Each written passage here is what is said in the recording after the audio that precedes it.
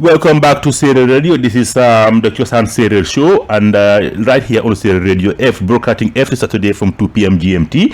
I'm your host, Tamsier Joof, and I've got my colleagues Demba Sene, who is in Senegal, and my other colleague, Mamadou Fall, who is in Sheffield, UK as well. Hello, Demba Sene, are you there? Yeah, hello, bro, Tamsier. Yes, hello, bro, Tamsier. Yes, I can hear you. How are you?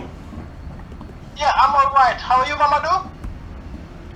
Yes, very good, Demba. Very good, Tamsier. How are you?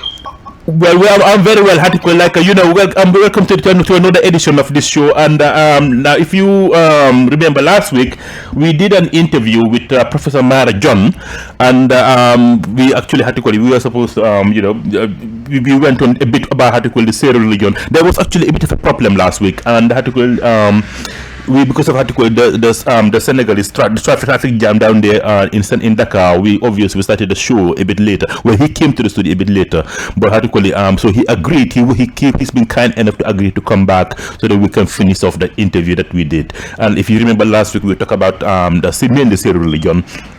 About how to call, he mentioned something about how to call, like just briefly about the Gamo and so forth. But today we're gonna be how to call it, continuing with Seereer religion and Seereer culture, and then move on a little bit about Seereer history as well.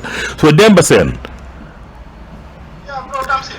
Yes, I mean, how to call it, can I just speak to Demba? I know how to call it, Professor Jon is with you at the moment. If I may just say, welcome back to Professor Jon on the Cosaan Seereer program, right here on Seereer Radio. And it is a pleasure to have you as always. And many of you obviously had to call it, if you remember some of the interviews that we did with him, sometime, I think it was last year, and we of course uploaded those audios on our podcast page. You can check all of that on our podcast page. But it is a pleasure to have you back, Professor Jon, and welcome back to another edition of the Cosaan Seereer program. Yeah, exactly. Wow, we Canada. Tamsier ay woy sinci ay ga ay na Mamadou Fall xam naa dem ay baaxee nga bu léegi an léegi bu wàllu nekk fu kañit bu ci na surtout que léegi ñu da bu as ñun ci fi nga xana ci bu na woy wadi la fu kañ jox do fu kañit bu na ke bu jan. Okay, bro Tamsier, so I am introducing Professor Maara Jon, so he will just greet all our listeners in Saafi, and maybe after I will translate it in English. Absolutely. If you can if you can put him on the mic, please, so that I can speak how to call it. He can say hello to our listeners as well. Exactly. Tamsier, what about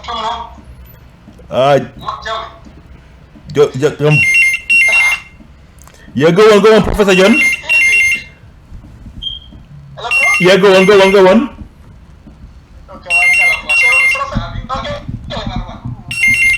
Saafi. Can you have a Saafi? Like, Saafi, Tamsier, tumna? Yes, hello. Put you. Minga rek. Mon jam.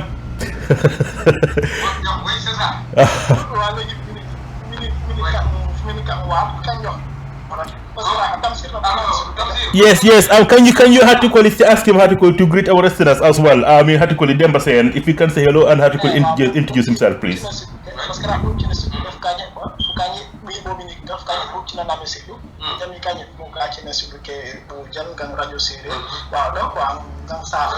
I can barely hear you, Demba Sene. I don't know whether our listeners can hear you at all.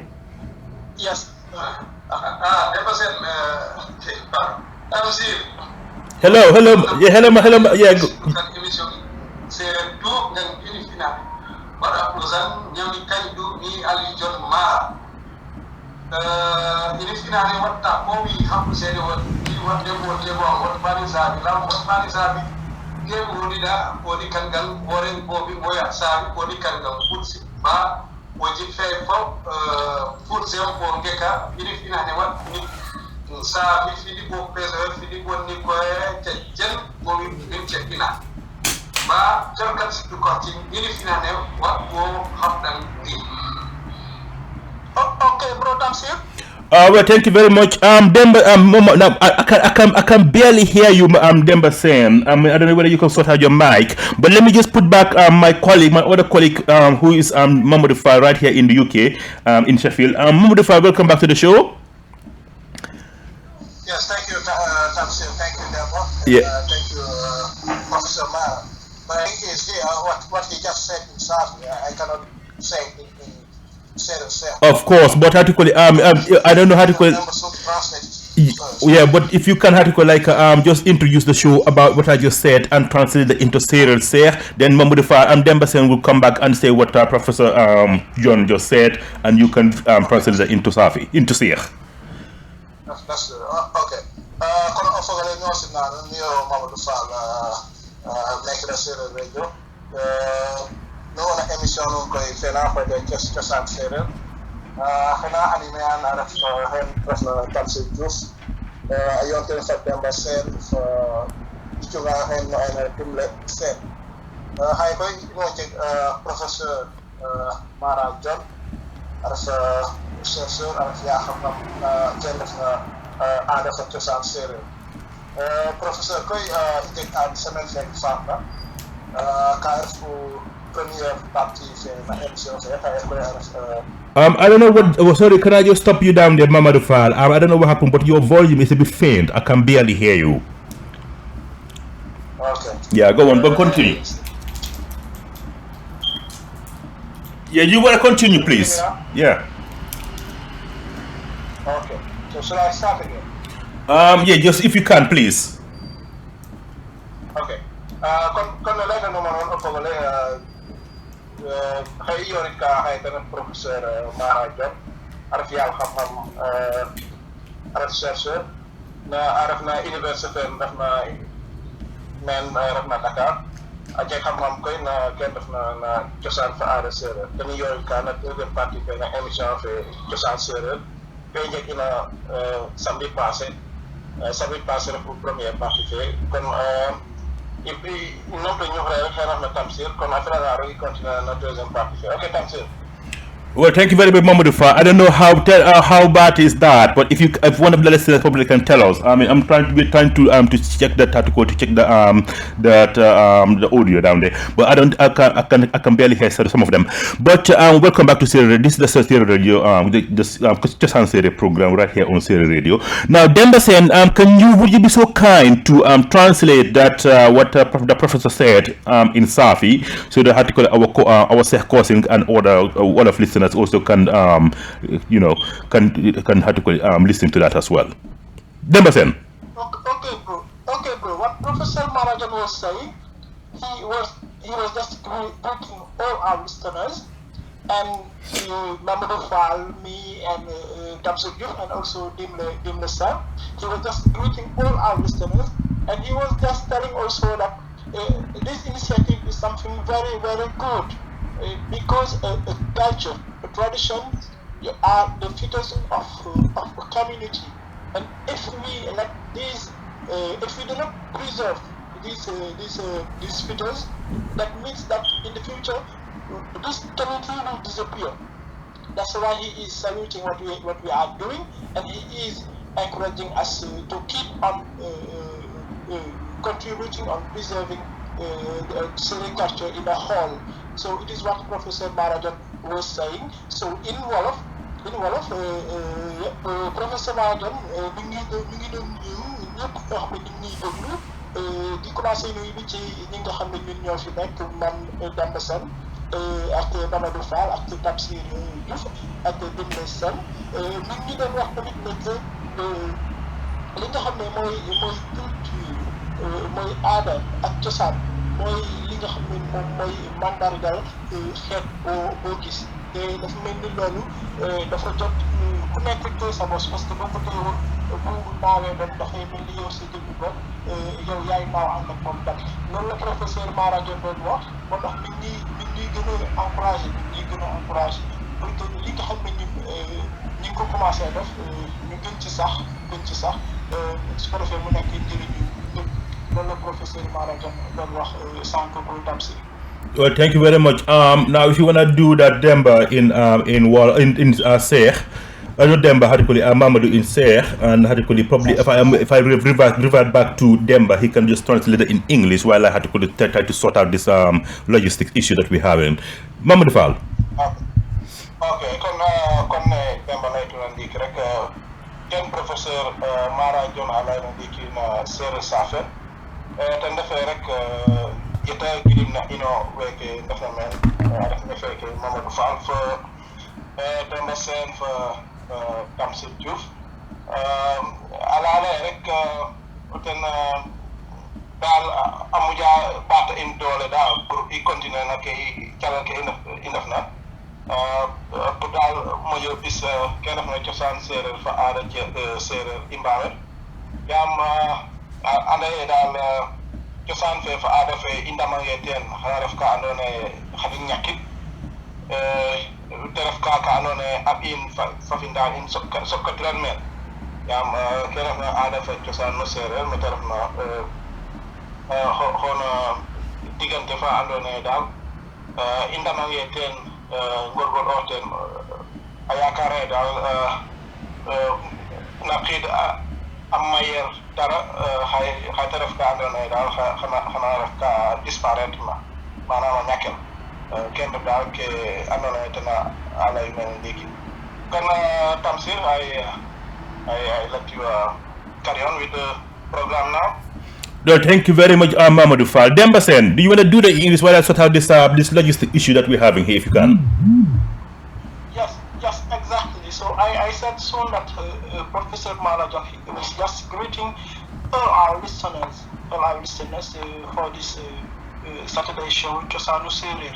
And he said also what we are doing is something very, very important for Seereer, for the whole Seereer communities. He said also things like culture, like tradition, and all those things are the main features of this community. We can recognize a community by looking on those tradition, by looking on this culture, and on those language and things like that. And if we let all these things disappear, that means that we are letting the community disappear also. That's why he is encouraging us, he is supporting us in this initiative, so to keep on, and he is also inviting all the Seereer people all around the world to join a project like this because it is for the benefit of the whole Seereer community. So I is what Professor Maara Jon was just saying, and I was also adding something in that when he said that it's high time for all Seereer to join this kinds of project, and that is same for the other community. Right now we are talking for Seereer, we are speaking about Seereer, but it is all the other community in Africa, in Senegal, Gambia, like Mandinka, like Fula, and all those things. I feel that it's a high time for each of this community to come back and preserve his culture and preserve also his language, because if we do not do this, all African language or African culture, many of those cultures will disappear, many of those cultures will die, and the future generation will know nothing about their ancestors and things like that. That's why I joined Professor Maara Jon, that it is very, very important to come back to our roots and preserve it and bring it out. So, Tamsier. Well, thank you very much for that, Professor Jon, and I had to call it, extend our thanks to him, and had to call it, I could tell him we of course very excited and excited and looking forward to for the rest of this show. That I know Hatikoli, we had lots of he's been kind enough to give us audience in the past, and including last week of course, and last week we did talk about Hatikoli, just focus on Seereer religion. The reason why I did that, because Hatikoli, I want us to Hatikoli to use this opportunity to go, because he's a very, very well known scholar, very, very highly respected and esteemed scholar when it comes to Seereer religion, history and culture, particularly Saafi in particular. So I just want to stick with Seereer religion for now. The Seereer religion is actually called Atahroh, For those of you who don't know, there is a name for it. It's not Latin, just a Seereer religion, like just a reference to the tribe, but actually there's a name for it which is called Atahro. And so last week we focused mainly on Seereer religion, where I asked him about all that actually has been that podcast, by the way, that audio has been added to our podcast page, which is www.seererpodcast.org. That's SEEREERPODCAST.org, Seererpodcast.org. Let me just give our details. What I'm gonna do actually, this is called, and we're gonna make this like an open mic. If you are listening and you have a question that you would like to ask Professor Maara Jon, and I'm gonna give out our website details. So you can contact us and post your questions directly to Professor Jon, and our details are, let me give our website first, which is www.seereerradio.com. That's www.seereerradio.com. Now, if you want to Skype call us or Skype text us, you can do so at Seereer Radio, that all one word, SEEREERRADIO. That's SEEREERRADIO, Seereer Radio. If you want to call us, normal telephone call, which is it's a UK number, mind the bill, +44 207 097 3832. That's +44 207 097 3832. If you want to send us a normal text or WhatsApp or Viber, you can send it onto this mobile number, which is +44 7498 679382. That's +44 7498 679382. If you want to send us an email, now Viber to Viber is free and WhatsApp to WhatsApp is free, and of course Skype is always free. So it is better that if you can kindly call us on Skype. So if you want to post to your questions to him, or if you want to send us an email, you can send us an email on studio@seererradio.com. That's studio@seererradio.com. Demba Sene. Hello, Demba. Yes, inside. Yes. Yes. Okay. I don't know why you are faint at all, because I can although I can hear you, I'm concerned that you are not coming up for our listeners very, very loudly. I don't know whether you want to increase the volume or whatever it is to sort that out. Yeah. Okay, is okay now? Yeah, just about, yeah. Yeah, go on. Okay. Wow, ini baate gi nek comme fini boduma honesty bu waden waxtane lay no yakuri Professor Maara Jon waye fini wasi haba ko yatti rak na de tan lay pour waxtan na de du bi wadu be ko jendu be ko waye wotan limne bu hay mi ne rak waxtu na in na de waxtan ya no fi nga def wali de be ko nga do tuma comme fini da tuma hewo ko wis du be ko Seereer Radio Skype Seereer Radio du be ko tan am loy bobu la yop du be ko téléphone waye numéro Angleterre 44 70 97 38 32 Dominique ko xamne waye wahay dobelo wala Dominique bo be do tamit Dominique bo wo sax tamit texte ci dunga WhatsApp wala Viber wa 44 74 98 67 93 82 wala du wo sax bo email dans studio@seererradio.com studio@seererradio.com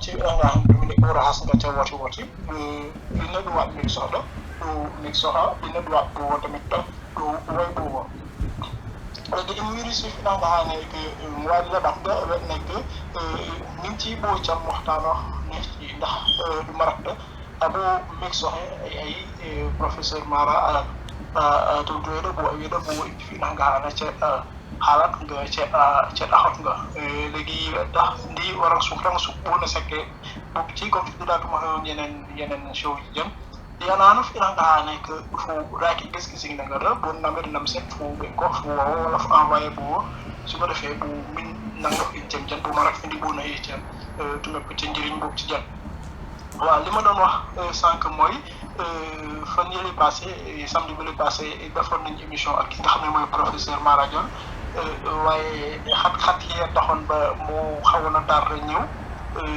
moo tax mënuñu woon am waxtaan bu yaatu ak moom waaye tey jii nii daal xëy na teel na ñëw léegi képp koo xam ne am na loo bëgg a laajte wala am na benn contribution boo xam ne bëgg nga ko def ci li nga xam ne ñu ngi koy waxtaanee tey jii nii mën nga ñëwoo ci Skype comme ni ngeen koy defee saa su nekk mën ngeen ñëw ci Skype Seereer Radio da ngeen di xool si Skype Seereer Radio di ngeen ñu mën a jot séeréer bi nag ñu ngi koy bindee SEEREER mën ngeen teg ci rajo dafay collé wala mën ngeen ñu woo tamit ci téléphone directement waaye numéro bi nag numéro Angleterre da ngeen di def plus 44 20 70 97 38 32 plus 44 20 70 97 38 32 boobu mooy numéro bi wala ngeen mën ngeen ñu yónnee message tamit ci WhatsApp wala Viber bi mi ngi nekk plus 44 74 98 62 93 ak 82 bu baamtu ko plus 44 74 98 67 93 82 wala mën ngeen ñu yónnee tamit email ci adresse bi ma leen di jox nii studio@seererradio.com studio@seererradio.com boobu mooy email bi nga xam ne man bu ngeen ñu woowee di ngeen ñu si mën a jot ngeen laaj li ngeen bëgg laaj wala ngeen wax li nga xam ne moom mooy seen xalaat ci li nga xam ne bëgg nañ ko waxtaanee tey ak li nga xam ne mooy professeur Maara Jon. pro Maodo wala pro Tamsier. waaw Demba kon ma def ko séeréer rek. Tamsier. Yes, please go ahead, Demba. Mamadou. kon o fogole comme ne Demba lay tuuna Tamsier lay tin nen tamit te ndefee rek semaine faana faam professeur émission fe a jeg attardement o ndik parce que comme neno antuna Dakar men fa ken ndefna trafic fe manam circulation fe pour déplacer o lele kana na o jafeña eta ugo semaine feke i mbaafna ten ref samedi faana faafna émission fe jegu tardement o ndik nda xaye koy comme émission fe teel a commencé i continuer en rek xaye koy ke i mbaxtaanit ka ten ref ken ndefna manam diine o séeréer parce que no anda ye dal in we deno a njeg a diine a qoox ten te ref te a xooytel a tax roog ka koy anim ndax séeréer a ina ke ref ndax séeréer saafe na ref ka mo andaame xaye laamtina professeur bo an a tax roog fe na séeréer ke fop a ref ndax na séeréer saafen sooma ref mbala daa xana leeran na ino ten a faranga roog yaa ngi doxal na émission fe xëy tamit a ref émission fa andoona ye micro ouvert a ref ka comme ne Tamsier a laytuna ten refee rek nu mbaaga ngooyit laamit a refanga to a jega question ka nu mbugna laamit xëy ref no professeur Maara Jon kon comme a refta nen koy nu mbuganga ndaawa in no ka rena Skype fe rek mbi Seereer Radio nu mbiyanga na felanga roog xëy nu ndaawa in séeréer koy xobintel SEER après o doon teen radio te ref Seereer Radio nu mbiyanga xëy nu nga in na Skype avant nu mbuga mo xooyit koy ke moƴna ra te ref nu ngooyit na ken ref na Viber fa WhatsApp waaw moom nu ndika mbi plus 44 ten ref ken andoona ye ten ref code fe na Angleterre nu mbiyanga ken koy bo pare nu doon ten 74 93 67 93 82 kanu mbiya xëy nu mbaago ndaaw in na WhatsApp ken def na Viber alors nu mbuga email in koy email fe ten ref studio comme studio nita bintel @seererradio.com a refanga koy nu mbuga ndet na ken ref na site web fe mbitkaami www.seererradio.com a refanga koy nu mbugo ndet na ken ref na podcast fe manam te ref archive ke émission ke mbaax na fop nu mbugo nannooxa den nu ka na www.seererpodcast.org ka nu mbiyangaan ay nu mbaago nanno émission ke mbaax na Seereer Ressource Centre fe koy ten ref Seereer Ressource Centre comme en gasa ref ka andoona ye o buganga jiyo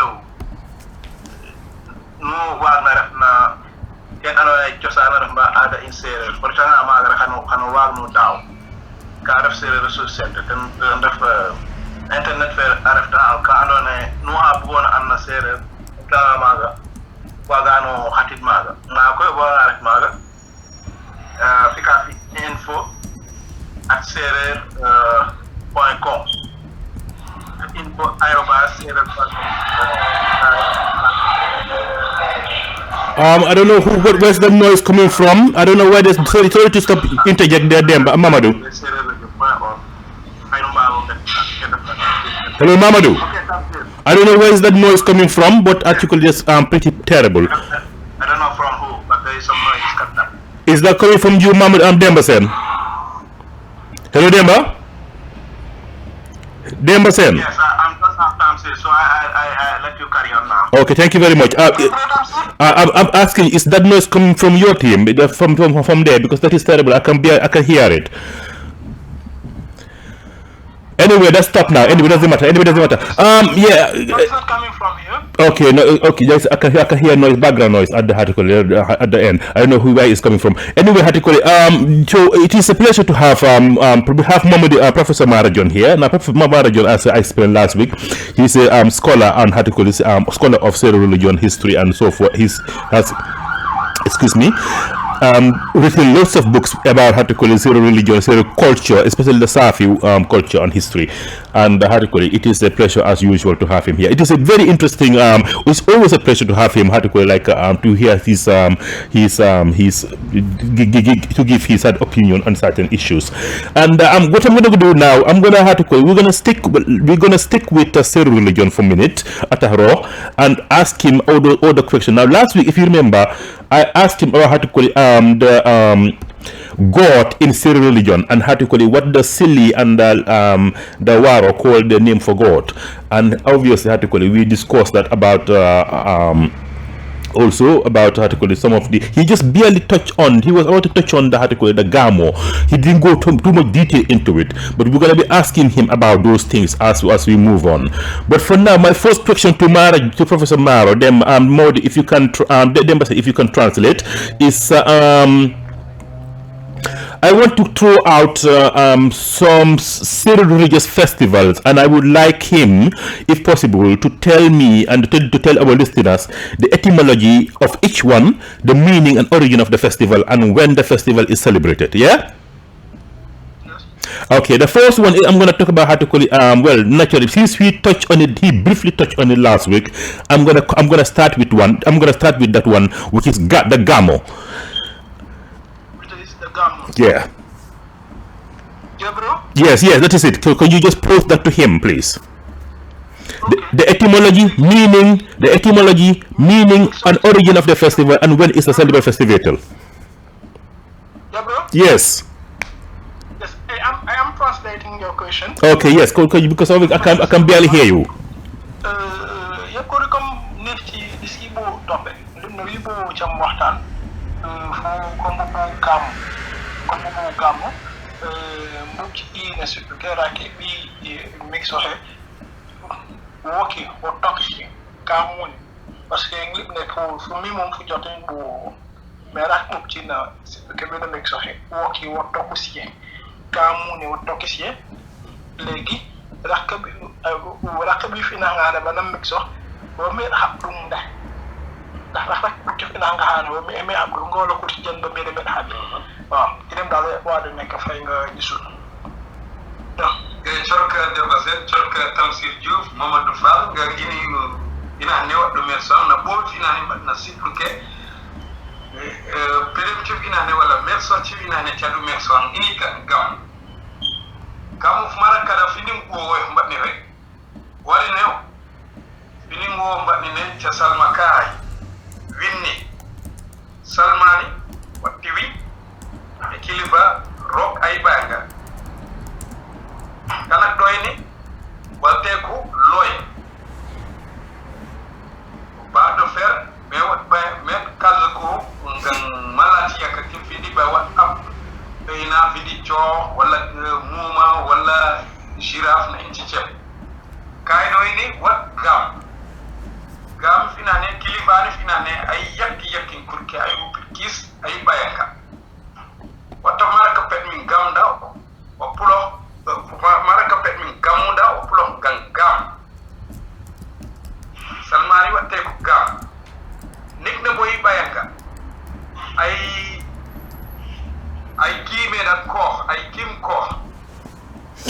yonde a corki ko e yaki ko a gamuɗe donc gamu est dérivé de gam waɗi tappo permi finani waɗi saabi ɓay po a wosa gamu ko pulo ngal gam donc ɓoyina we aki gamu ɓoyi we a exalté ko a corkiɗeɗe fini saabi woyo a gamu fumara kada o pulo gam donc o nominalisen o verbalisan winori inani wat saabi ci met bay gan gami poti rek fini du met so wadi ne kurci jeen meda ngenna habi katta porre reza reda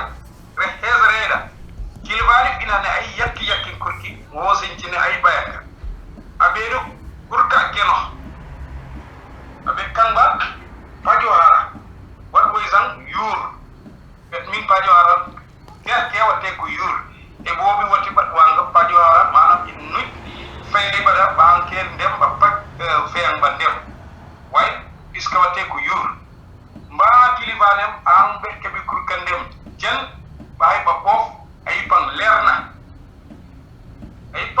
da jar agamuk jorki ko a yaki ko ay nahde ko ay raki ko ay yino an beru koy finane a rakdo nade a ballukde yem nam hay am salmari wone e nikni rakdo am fuwo rakdo fuwo ndin ngarban mi nada waraka ngagi to yo ko ngada fofi tonjoda nyamyi fu balluki todam bam bari da sakko ko yi dem ballu ko akada ko yi finane a ballo yi ayanga me bay salmari manam gami anam gamu a jorki ko a yaki ko ay nay ne ko dal ayino lamsabi a musko ko yino gam kan dewen ay we simla jami boy ba ko sen jimom sen chachi sen liu minade rakdo en de moti ne pulo ngaso bang listing nikni nyami ban plesa ko balaso ah yu yem nam hay ambis gami nam wone e ini fode rak minada rakdo en foti na ko kurko ngada ko fi ban ko da ak nami dabbal bay bal ko wat ne o pedem war sabi wan das ba Tamsier Mamadou Fall Demba Sene dimle sen bo ina ini rek ne kur nunik meda haw habit wala ko tobal okay bro. Yeah, go on. Demba, do you want to translate what the professor said in English so that Hatikoli and Wolof, then Mamadou can Hatikoli translate that into say that before I Hatikoli digest into that. Okay, so I go in Wolof. No, in English first. Demba Sene. Hello, Demba Sene. Oh my God. Hello, Demba.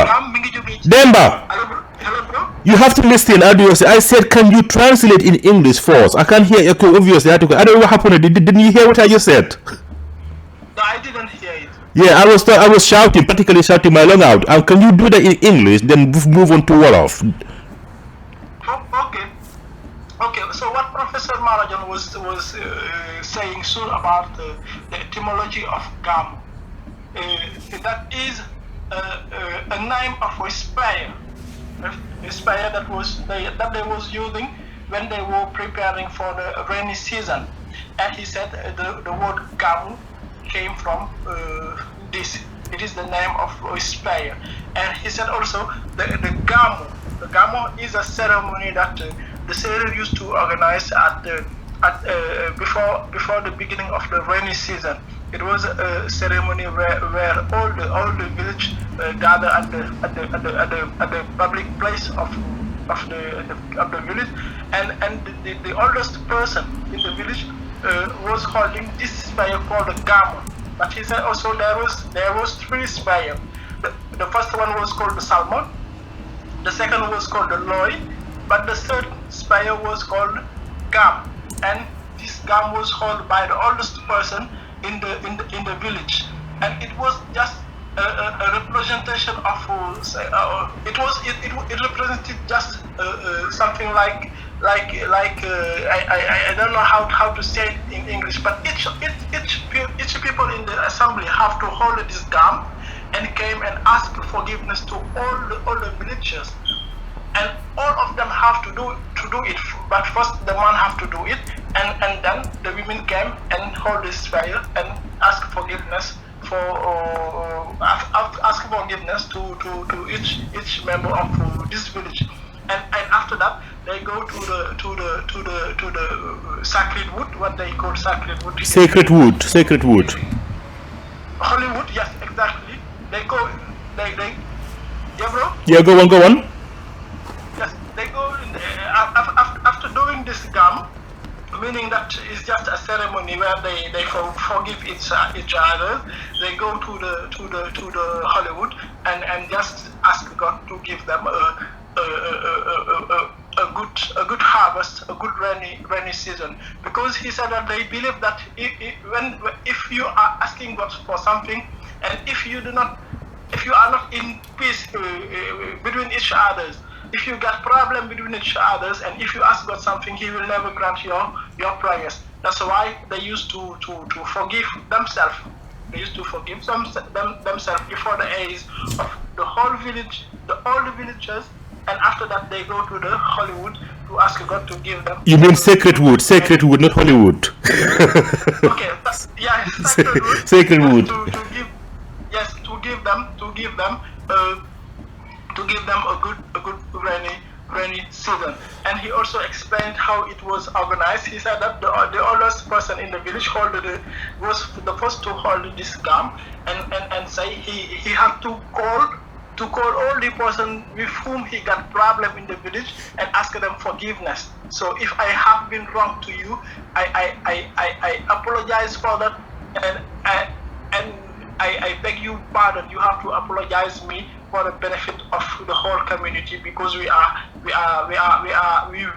will start the rainy season, and that's compulsory to be in peace if we want to have a very good rainy season. He said this was the meaning of this Gamu, and this was the meaning of this Gamu, and also that's why he believed that the word Gamu is a Seereer word. And he said also it was not organized.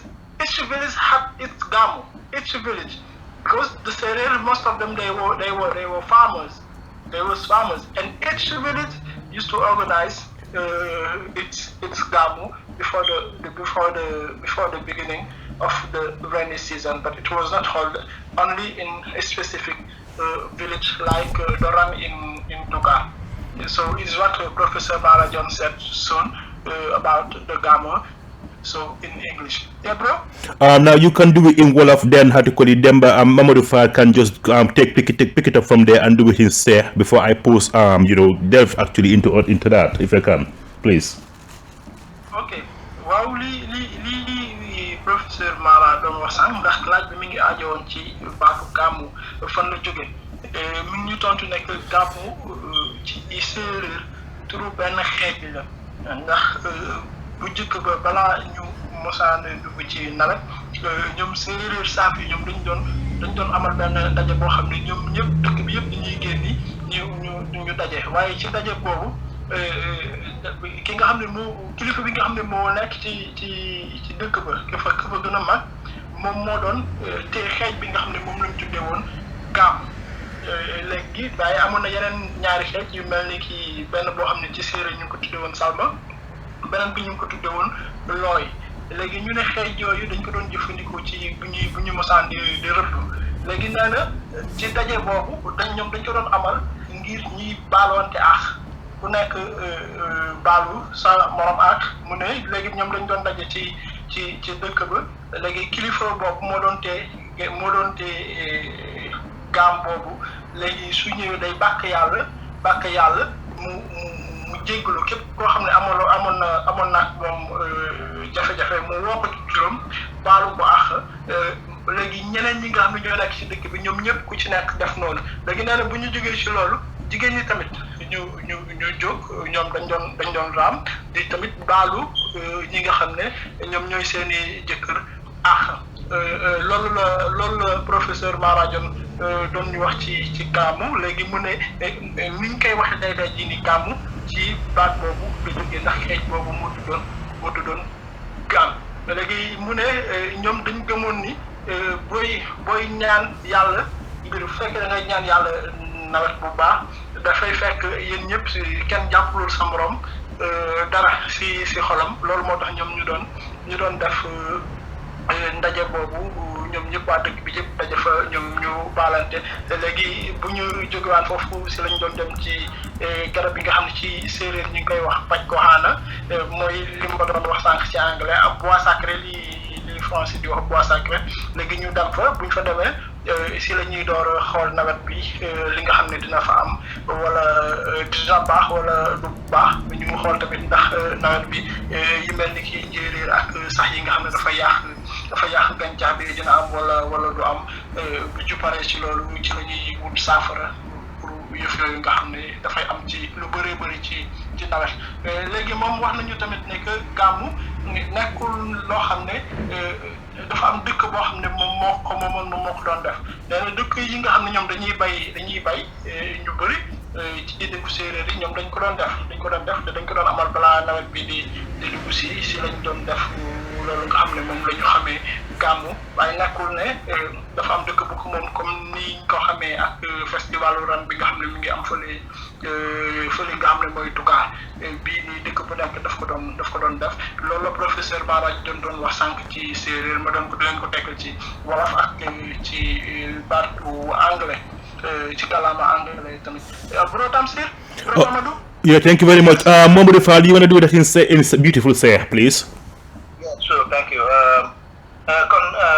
Comme ne Demba lay tunandiki araf ke andoona yee ten ref ke professeur Maara Jon alayna a ref na affaire ken andoona yee ten ref o ñuxrenaaleel gàmmu nu anda yee gàmmu xaye o layangaan ke wiin we a ngalata ten ref gàmmu fe na jega a refna ken refna diine islam o ñuxren koy professeur a xalaate xuxat no ñuxur o séeréer gàmmu fe na fiyel xaye o ñuxuro séeréer a ref gàmmu koy o nanangaan na séeréer ten ref ken andoona yee ten na layel na olof xeej peut-être xeej na olof a ref comme ka nanna comme flèche a ref te xa ciga refa a jeg ka andoona yee daal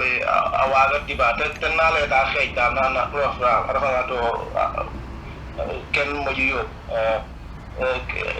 ke a koy ka mo faaw koy a refa ka andoona yee a fiyeege na jamani i ndiig a nanga roka wiin we mbiyeegaan daal pour a njeg ken andoona yee ten ref ndiig na andoona yee xana ref ndiig na faaxna ken refna gàmmu feen koy a jeg a konal lakas a jega igon la andoona yee salmon looy wala gàmmu faa koy a naan o mbi'aa koy a nana o ndeta meen andoona yee ten ref ndaxar a refa daal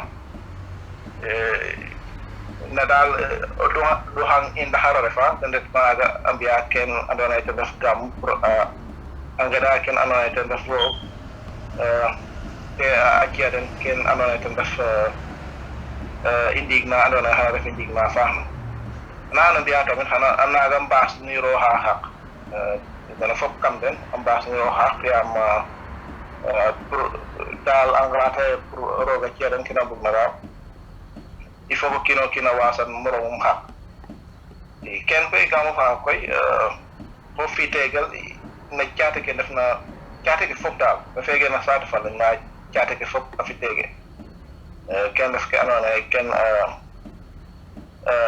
ref gàmmu faaga nu mbi'eenga to i gon gàmmu a xat teen na xaye feege ndefna ken dal ref en somme ke andona ten def ke professeur alayna kon do nomto ñox Tamsier. Well, thank you very much, gentlemen. Now what I would like to pose the still kicking with the Gammo festival. What I would like to pose to Professor Jon Demba is now, Gammo, we all know, actually stemmed from, it was one of the ancient religious festival. I would like to know why have the, I would like to pose the question, to the professor, why has Gammo in particular been taken by the Senegambian the Senegambian Muslims community to denote the, to mark the, the birth of, Prophet Muhammad, because it is now used by the Senegambian Muslim community as a celebration of birth of Muhammad, which has nothing to do with Islam at all, but it has been adopted. I would like to know, when did the adoption come about, and why? What was the reason for that? Demba Sene. Well, okay, bro, Tamsier. Lady, tu make sorti bo ci fina nga na lady make sorti. Ala ki make so nga nek ni fa wi gamuni. Awone watu mo ne ko nu tuddi julit ci wati Senegal.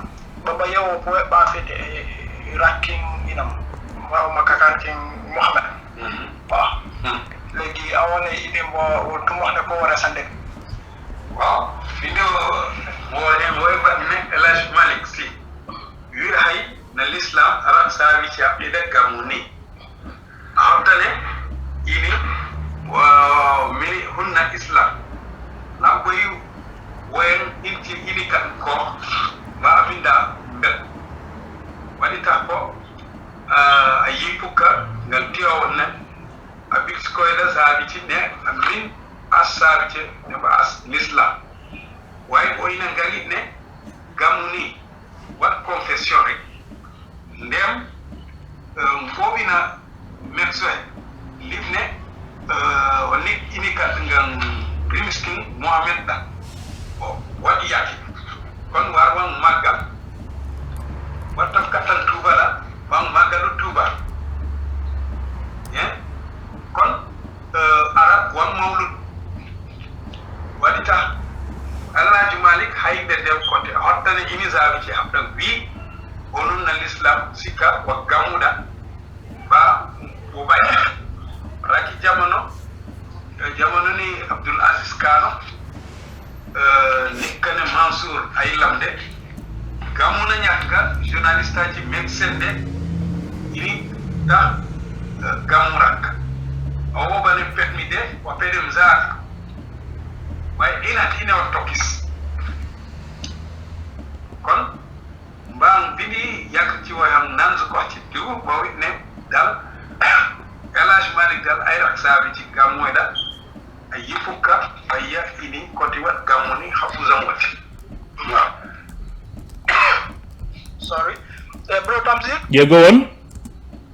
so what he was saying, he said that the word is Saafi word, but it is Alhaji Malik who took it from the Saafi, because when he was settling his city Tivaouane, when he was settling in Tivaouane, yes, the whole city of Tivaouane, he settled it in the middle of the Seereer-Saafi communities, because if you go in the north, so there are the Seereer non, and if you came in the west, there are the Seereer-Saafi and the Seereer-Laha, and so.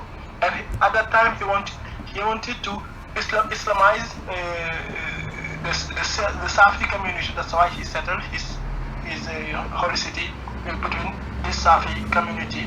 And one day when he was coming around Rifisk, what we call Rifisk right now, he found some Seereer who was doing their Gammu, and he found it very interesting, and that's why he also started to celebrate the birthday of Muhammad by doing this Gammu, and also using the word Gammu, because he wanted to bring Seereer to under the Islamic religion. And he said also one day when ayaba ikanist sa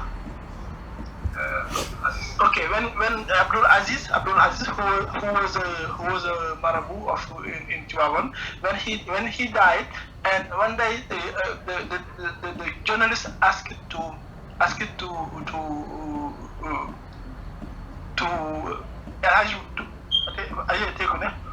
he asked to no. He makes so. He asked to Mansour Sy. Alhaji Meaning of Gam. Alhaji Malik Sy.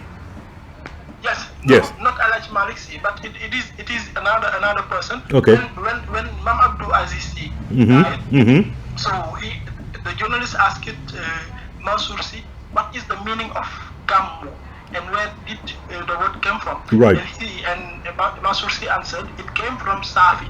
I don't know the meaning, but the word came from Saafi, and it is not Arabic word, because in Arab, if you go in the north of Mauritania, they say Maulud in Arab. Of course, yes. But here in Senegal, it is Gammu. And in Gambia as well. Yes, exactly. So this is what Professor Maara Jon was saying. So I think I can go in Wolof. I will actually, before you go in Wolof, I'm gonna give Mamadou Fall to do the in Seer, then you can do the in Wolof, yeah? Okay, Mamadou Fall. Yes, Tamsier, comme ne Demba lay tanu na Demba alamtala bi xeer of na Professor Maara Jon ikon len refna gam to when anone surtout Tidiane we a utiliser kenn def na gam pour ambi kenn def na mawlud alamtala mit kon gamu fen dal nama afiu da ba arfi gamu hadna ken anone ten def festival fe Seereer-Saafi be am yegna had ma barata arfi kanone na affaire islam re te ada yene koy en anone ten def Alhaji Malik Sy arfi anone ten commencé wu ken def na mawlud fe na sade fe def na Senegal oten agaragar ageni kam Seereer-Saafi we ita ganna genen ma koy asop Seereer-Saafi ambiya gamu peref ka anone na religion Seereer manam Seereer we ambiya gambi gamu na ken anone tan def dina akorten yalla ay malik ganno koy agar kam Seereer we oten ajang ken anone tan def gamu fen Seereer we ambiya na afin a changé in afin ka anone affaire islam rek def ken na mawlud aname ken ten yobanu sax ken anone ten def atube Seereer atuban hen def na Alhaji Malik atuban Seereer we kaga afuga na ke anone ten muñu yoban kada ten def ke anone ten def ke dalay na men yam hen def na namonate ye aussi Abdou Aziz agnak na bo xel anone ten donun men ar Serigne Mansour Sy ramtena ten ken la yo ala ale ken na gamu na Seereer-Saafi na hatu nda koy jorite ke anone ten def détail ke na mais Seereer ken na gamu hatina Seereer-Saafi na gar na ken def na diine islam dati ken def ke Professor Jon layna amo ñoo leral kon nu i ande rek gamu ko hadna Seereer-Saafi terepo kanone Seereer-Saafi no mbiye gamu bi na diine de Alhaji Malik Sy agam Sorry about the noise. Affaire ko affaire diine islam ken da ref ke anone tenal la yu men. Okay, Tamsier. Thank you very much, Mamadou Fall. Demba Sene Wolof? Yes. Waaw li Professor Maara Jon doon wax sànq mooy ba léegi ci baatu gàmmu ndax laaj bi mi ngi nekkoon naka la baatu gàmmu boobu demee ba tey jii nii julli ci ñoo ko jël moom la ñuy feete li nga xam ne moom mooy juddu Mohamed prophète Mohamed léegi professeur Maara mi ñu doon nekk loolu dafa fekk ni Tivaouane bi que Mame El Hadji Malick Sy di sanc dafa sanc ci fi nga xam ne ay séeréer ñi nga xam ne dañuy wax Cangin language ñoom ñoo ko wër mooy Saafi noonu ak Morolan yeeg yooyu yëpp daanaka booy seet ñoom ñoo wër fi nga xam ne moom mooy Tivaouane léegi foofu la ko sànc léegi mu ne baatu gàmm boobu nag ci li nga xam ne séeréer yi doon nañ ko def foofu la ko jëlee mu tuddee ko feet bi nga xam ne doon na ko def pour màggal guddi yonente bi léegi wax foofu tamit ne Maam El Hadj Malick Sy moom ci boppam dafa gisoon séeréer yi doon def ci dëkk yoo xam ne ñu ngi woon nekkoon ci booru Tëngéej Rufisque léegi ba mu ñëwee mu fekk la ñuy def loolu waaye daawuñu koon def ci yoon bi nga xam ne moom la yoon boobu la doon topp mu yoonu l'islam léegi noonu la jëlee baat boobu rek bëgg leen xëcc tamit ñoom ñu ñëw ci li nga xam ne mooy diine islam mu jël baat boobu tuddee ko guddi gi nga xam ne moom lay doon màggalee yonente bi léegi mu wax ñu tamit nekk bi Maam Abdou Aziz di gaañoo am na journaliste taskatu xibaar yu laaj ki nga xam ne mooy sëñ Mansour Sy ñu laaj ko baatu gàmmu bi lan la tekki mu ne leen moom xamul lan la tekki waaye xam na ne ci séeréer la Seereer-Saafi la waaye xamul baat bi lan la tekki léegi moo doon ci ne ndax baat bi du baatu arab boobu baat boo xam ne diine islam moo ko indi ndax boo demee ci arab yi ñoom mawlud la ñuy wax bu ñuy màggal yonente bi guddi googu ñoom ñu ngi koy wax mawlud moo tax léegi mu ne baat bi ñoom seen bopp xam nañ ne baat bi baatu Seereer-Saafi la te dégg loo xam ne ñoom dañ ko jéggaane wala dañ ko àbb fenn loolu la professeur Maara Jon doon wax ci laaj bi nga xam ne ñu ko doon laaj pro Tamsier. Well, thank you very much for that. What I'm going to do, actually, I'm going to have to call it because I'm pretty concerned about how to call the volume for our listeners. And now, let me just give out the details again. If you want to contact the show, or if you want to have to call it, send us the email. I'm going to probably post a question. This is just a general question that one of our listeners sent. But before I do that, let me just give out how to call it some details here.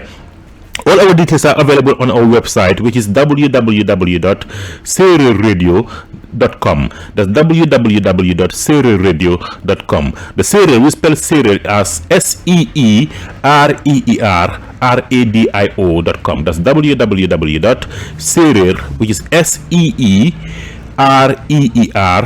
SEEREERRADIO.com, Seereer-Radio.com. If you want to Skype call us, you can do so, which is our username is Seereer Radio, all one word, Seereer Radio, SEEREERRADIO, Seereer Radio. If you want to call us by phone, international, it's an internet. If you call, it is a UK number. It is +44 207 097 3832. That's +44 207 097 3832. If you want to text us, WhatsApp or Viber us, you can do so on this number, which is +44 7498 679382. That's +44. +44 is the UK number. 44 is the UK number, by the way. 7498 679382. If you want to send us an email, like some of you do, you can do so at email at studio@seereerradio.com. That's studio@seereerradio.com. All these details are available on our website, which is www.seereerradio.com. Now, this program, Cosaan Seereer program, is brought to you by the Seereer Resource Center, which is the only and at present the first and the only online resource that actually dedicated to the preservation of Seereer culture, history, religion, medicine, and genealogy, and all the stuff. So you can check them out on their website, which is www.seereer.org. That's www.seereer.org, SEEREER.org, or Seereer.com. It's called the Seereer Resource Center. So thank you very much. Demba Sene, if you want to just give her the details in Saafi quickly, and then in Seereer, and I would just have to just ask a general question in regards to our previous programs that we did. But I will just can you just move on with that? How to call Demba, please, before I move ask this question that is one of the listeners just posed, if you can. Hello, Demba. Hello, Demba Sene. What happened? I don't know what happened there. Can you give our contact details, please? Yes, exactly. In Saafi, then Wolof. In Saafi, first, then Wolof, please. Wow, léegi rek ci boy woso message ci ngam mailing bu léegi wax ne ni xane domini amini be ko da ngal Seereer Radio aw nga leertin ini fi nangaro amek so ndax wo yabdi leer de ko hat Seereer Radio awo bu ini amek so wala tamit amini be ko téléphone yi 44 20 70 97 38 32 wala WhatsApp 44 74 98 67 93 82 wala envoyé bu mail mail nga studio@seererradio.com studio@seererradio.com léegi mën ngeen ñu woo ba tey ci li nga xam ne maa ngi leen koy bëgg jox ni mooy suñu Skype bi mooy Seereer Radio Seereer bi ñu ngi koy bindee SEERER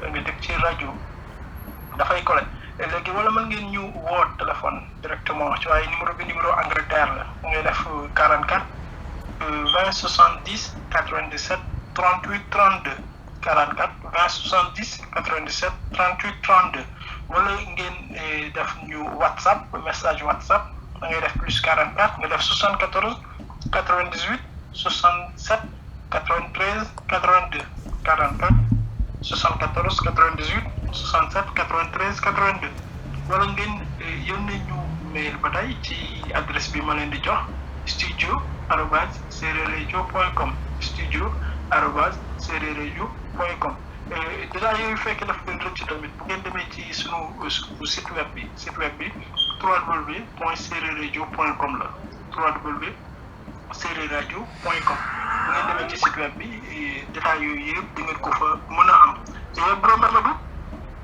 yes Demba kon ne Demba lay tuna rek tam sala lay nen tan dafa no ba ngoit lam Professor Maara Jon kenn bëgg na an ke andona tan dafa Cosaan fa Aada Seereer kon nu ba nga ngoit rek nu ba ngoit SKFM bio Seereer Radio na SKFM hayu ndaw in ba nu rek na WhatsApp wala Viber numbi plus 44 andona tan daf code fe na Angleterre nun don ten 74 98 67 93 82 kanu biya nga hay numba ndaw in na WhatsApp fa na Viber numba nga email intermi numba numbi kambi studio@seererradio.com kanu biya nga hay ndaw ba numba nga net na web site web fe bio www.seererradio.com wala numba nga net na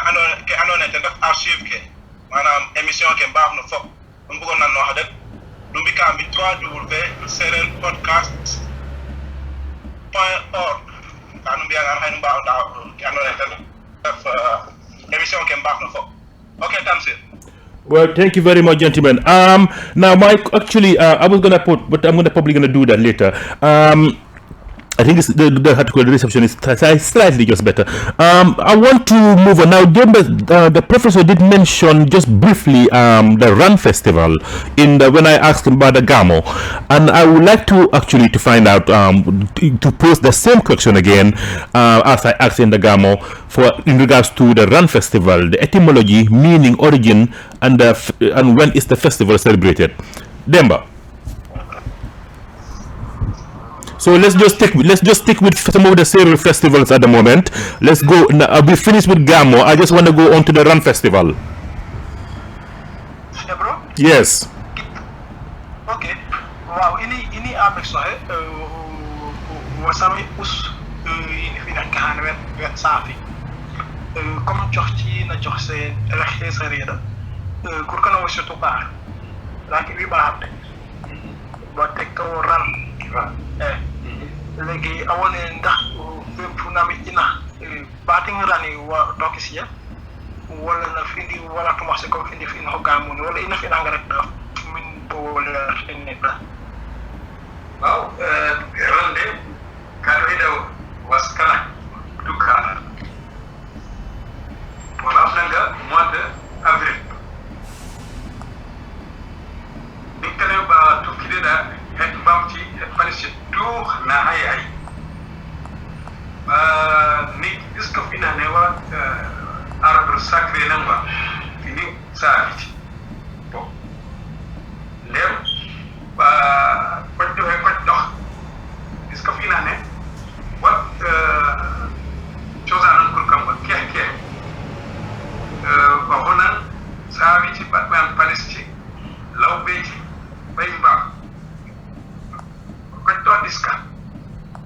hadiska fo juttadana ndem babba farse buubi ndem farsan ba itam bakiman kohga waaye fu maraka randa wat la chasse rituelle abo tokso wa toksuna rano de tuka c'est la chasse rituelle de tuka mais madaloina gamune buubi sabi merangen habi la chasse rituelle mais ba teka mise waaye seex aussi namango o misole sabi teka mise tay mise ba habda ngena yitta po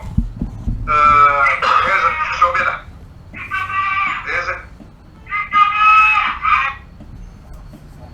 I don't know what's that. Hello, Demba. Hello? Hello, Demba. We seem to have lost Demba. Hello, Demba, are you there? Hello? Mamadou Fall, are you there? Hello, Mamadou Fall. That noise was.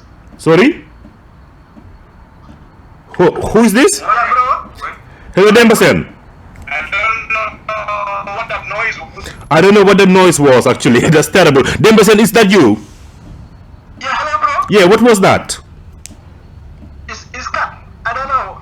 Okay, like, can you pass on to call? Can you let the professor continue, please? Okay. Well, we continue. mi was engineer Saafi to mangen miss seeti waga misole donc fo captain gol ci la fini moy zanga fini rewmao wala tubatul be bawanga fil bem na manga habib yitam chamin mois de mai way ran wa plus ngan avril ngan silting ini abo tuka choti de chot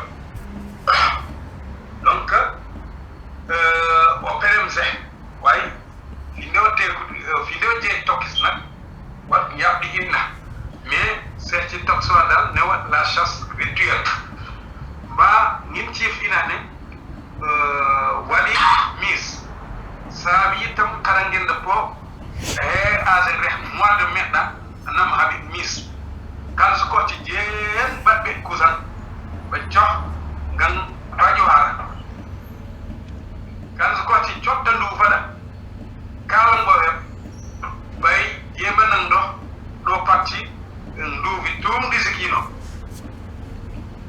banan do ha do parti da rakit do parti binane ay ko hop taydu ngan papa rasa apuda babay ina aku kala re babay ina apuda ba comme bobo finale ba ko on est pas hotor ba fini na kur narti kur nar kur ay saldi gen sese ba bo vangang paño arapo ba comme za ina apuda amini nik ngay ba jar ba kofde ba marak exactement ngayam wako wis kit gadem dep ñam ba ko fade ba wusade hotne kit gadem ñam na baba o mi nik pa o mi nik di wiris nikane a ñam pa na baba da o hay rotena a real ba ket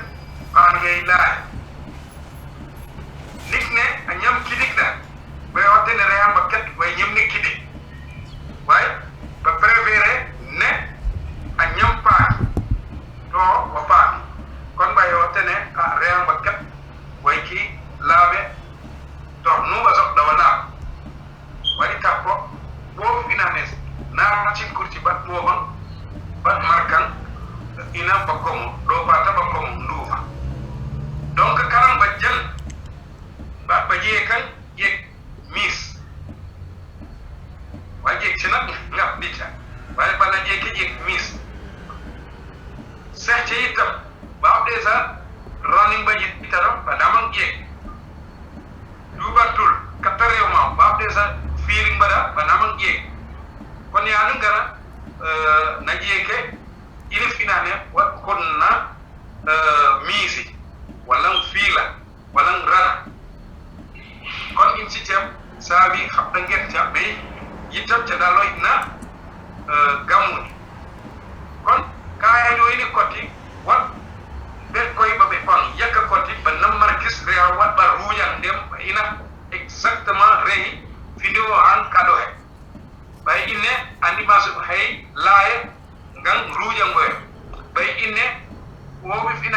bay kurkendo ma manam kaka bay ine ngruja mba ordane yakak yak ko haykane kurkala de royruy nzali ndefgan o mitangen chabi ordane yakore haykane da bajar bakket kakal ki bakket dala aydi kane noy reex banik reex bo reex da nanzu wa han kedis yakora an kat bakan décembre bakan inraki fini bantam ko royandi jel bande kedis ina man tewo izangam bu raki yakora finane yakora texé ko juf araka jiri bu lo waxtane kakan keri bi bube ko ha wone o jide a yuti adina me araki jiri mo joyna tumpo ak fesnabo ba jarra rakarena finane wan zera kan ci ba yer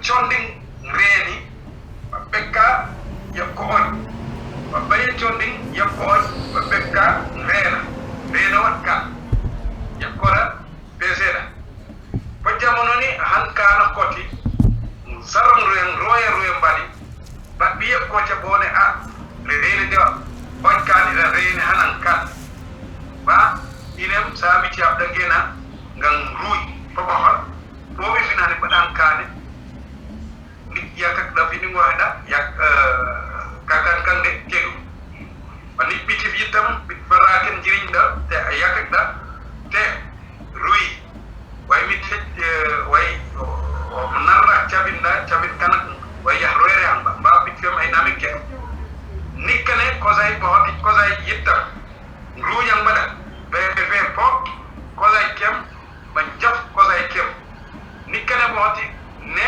yela ray raake wala sel hay yahroe wala chagin hay yahroe xoton kamba ruja be pop il jamba galan ko rek reang ba ti chep sa okay yeah bro yes go on please yes so in English in English first yeah yes he said that the run festival in Toka he have been there twice the run festival and then he said that he is not he did not live around Toka but he have just done some investigation to know a little bit about the run festival. So he said first of all the run festival is the meaning of run festival, not the etymology of the word run, but the meaning of the run festival is the ritual hunting of Tuka. But the word run means it is a water. For example, when you pound the millet, before washing this water you use to wash the millet, it is that water that is called run in Seh. In Seereer, yeah. That's what he said. Yes, and he said also when it is happening always on April. Yes. And they organize races of horse and donkeys. And he said that the horse are ridden by the Saafi and the donkey by the Laube. So it is somehow fuller communities around Tuka. And he said that he do not know exactly profoundly the meaning of this ceremony, but he said that it is a little bit something like they have the same meaning with the Gamu in the Seereer-Saafi, and also the Seereer-Siin also are doing something like the Hoi, but they got the same meaning. It is just a ceremony, a festival that they organize for the starting of the rainy season. It is a ceremony they organize to ask forgiveness to God, and also to ask God to give them a good rainy season, a good harvest. A good harvest. He said also what he know is that this ritual hunting, the Saafi are doing it, and they call it mis, and also the Seereer-Siin, not around Tuka, they call it also Misale. Maybe Mamadou will know it. And also he said also there are another community in the Seereer-Siin who call it Fil. And he said all these festival are a little bit the same, have a little bit the same meaning with the Run Festival and also with the Gamu. And he have given also some explanation about this hunting, ritual hunting, and he know this hunting in the Seereer-Saafi society, but he do not know it very well in the Seereer society. But he said that in Saafi, what they are doing is before the rainy season, they go to the forest to hunt animals, and in each year they choose a specific animal. It can be a hyena, it can be elephant or things like that. So they have to choose it, and whoever kills this animal will be the most lucky person in this year. And when they kill it, they have to look on his stomach, and if they found a grass, that means that the rainy season will be a very good rainy season.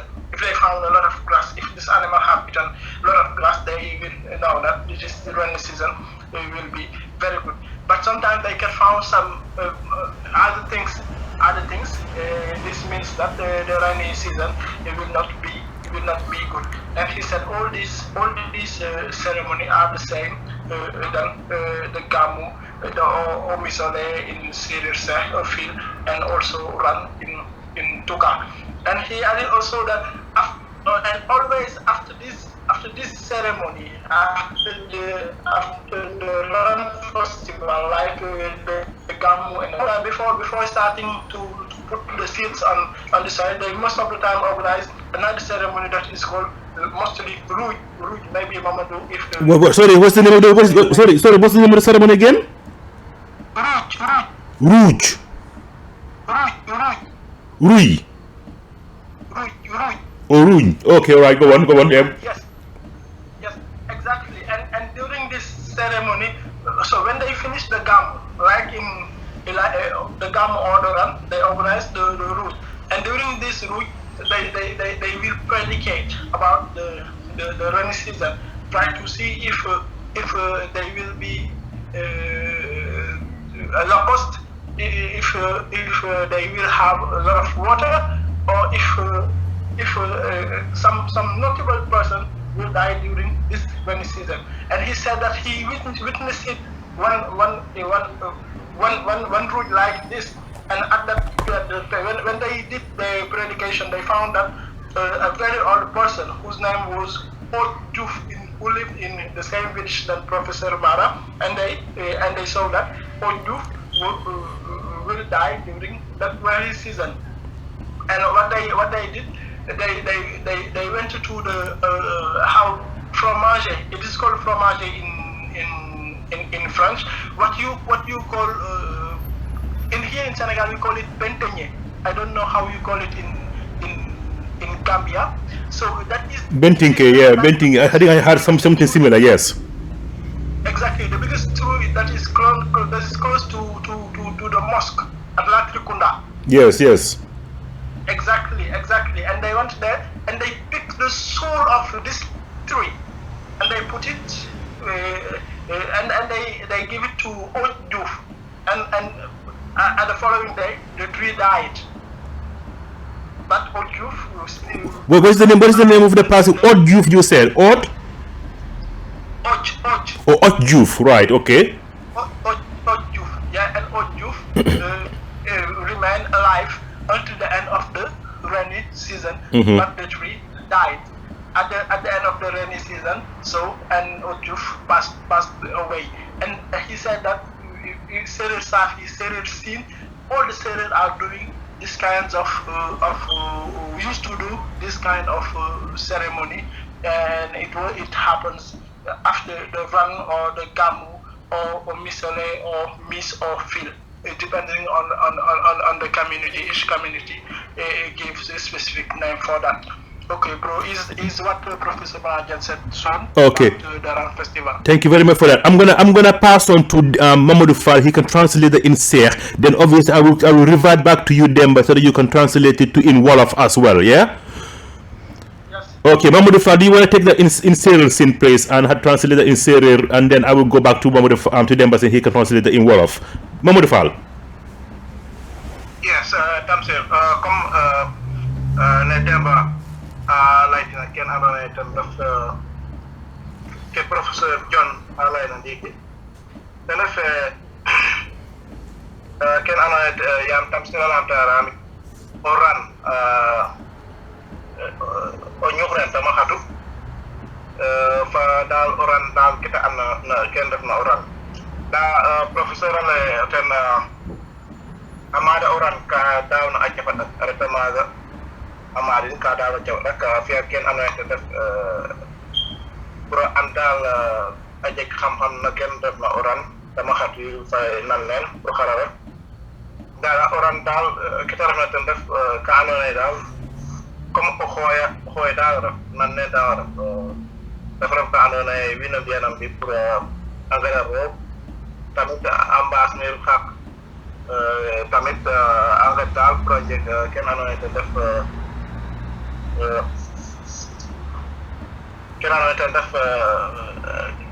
indigna andona dal halafa ken tamit ajaga ka andona ajaga ka de ayon ambiaten ken def na comme poche ke no ken anone angaya bisba ngaya ken anone tendaf apam ambia comme ka tamit façon festival fa la kasare de yona ten fuin anone da def fulane sa fen we fi sut fulane ba dal ken anone da def lawbe ambia aja tamit la kas ka anone da na ambia teref misba ahoden na ser asin omisole def ka ano dal comme anda baba kena def nda ken baba ke koy waxit no def na jey baba ka ano dal bare ndam baba ka koy ndam nga def anda dal ndax indigna xana def indigna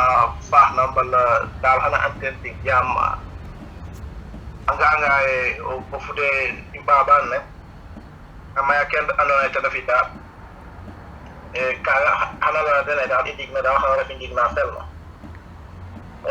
ya ka fa tamit aja kana te daf rouge ka tamit cérémonie falla ka dara festival falla ka dara fala tamit naga imla den pour an bu xide namar ka indigna namar ka fop arafa kano cérémonie fa lak saref ya ama ten hano ne xona el pour Joof kano ne yeda ambina oruje anga xekral xana ñako ñuso ni ka min kerna da yeda ndefna inda xamne na hotel benteñe yeda ndefna ten dal ambatin ten ambiten ke ano ten def ñaan den fi nan nen ida mbiyuna bapa inda harena axona to ruuj dal xone dal bo ye andona indigna fafo ten xenana ten ruuj o Joof ten so ñak ken andona ten ko ñusu kon na def ñaan ka andona fi ka andona da anna fi ka refna o xoy da façon dal kenel la ka sa def ka andona da mboge kon da objectif dan fok dal nga karaf persona ke andona tena la yuri kon nom to ñu xore Tamsier. Thank you very much. Demba Sene, do you want to do that in Wolof, please? Then yep. Yeah, okay, bro. Yeah, go on in Wolof, please. li Professor Maara Jon wax sank ndax laaj mi ngi ajoon ci xew bi nga xam ne mi ngi am mooy amee fële dëkk bu ñuy wax Dakar mu tuddee ko ran festivalu ran bi léegi boobu mi ngi wax ne moom mos na fa dem mos na fekkee festivalu ran bi lu mat ñaari yoon ndax dafi jógee dem ba Dakar fekkee festival boobu léegi mi ngi wax ne festival boobu ñu ngi koy amal lu bëri ci avril mois d'avril maanaam ñeenteelu weer ci at bi léegi mu ne foofu daal buñ fa demee ñoom dinañu amal li nga xam ne mooy ay rawante yi nga xam ne ay fas wala mbaam léegi mi ngi leeralal ni fas yi ñi nga xam ne ñoom ñooy séeréer yi ñoom ñooy war fas yi waaye lawbe yi ñoom ñooy war yi nga xam ne ñoom ñooy mbaam yi léegi noonu dañuy dem ba fi nga xam ne moom mooy seen garab boo xam ne fa la ñuy defee seen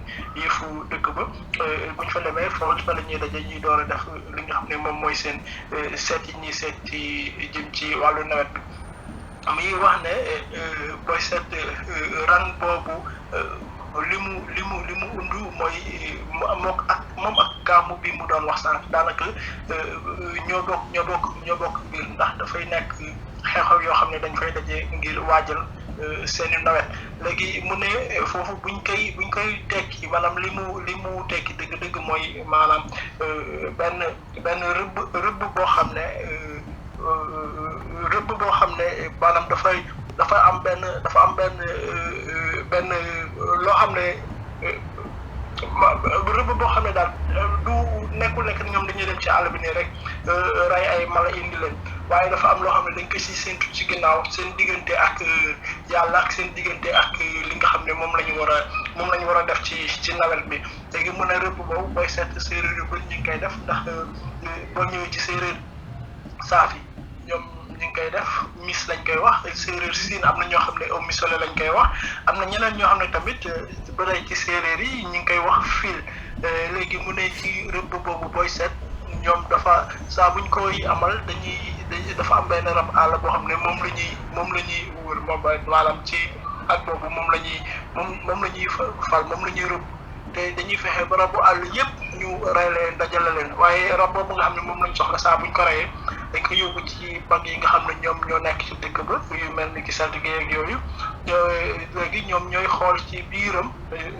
la fa nekk yenn saa yi ñu fa fekkee loo xam ne ñax la dafa leen di won nekk nawet bi dina baax dina baax waaw am na yeneen yu bëri yoo xam ne jot na ko wax ci li nga xam ne moom mooy ran boobu tamit ñu doon leeral nekk ran bi ci baatu sex mooy lii nga xam ne mooy sebetit maanaam boo sebetee kii ba pare boo sebetee nu mu tuddati dugub ba pare sebetit boobu moom la ñoom ñooñu di wax ran waaye li mu undu dëgg-dëgg mooy li tubaab di wax chasse rituelle maanaam rëbb boo xam ne pour wut ci benn jegeñ ci yàlla wala ñaalaale ci moo tax ñoom ñu doon amal rëbb boobu léegi mu ne booy seet comme ni mu ko limee sànq muy gaama muy ran ak yooyu yëpp xew-xew la yoo xam ne dañ ko doon wàccale nawet yi te booy seet ci Seereer-Saafi ñoom saa bu ñu mosaan pare yu mel ni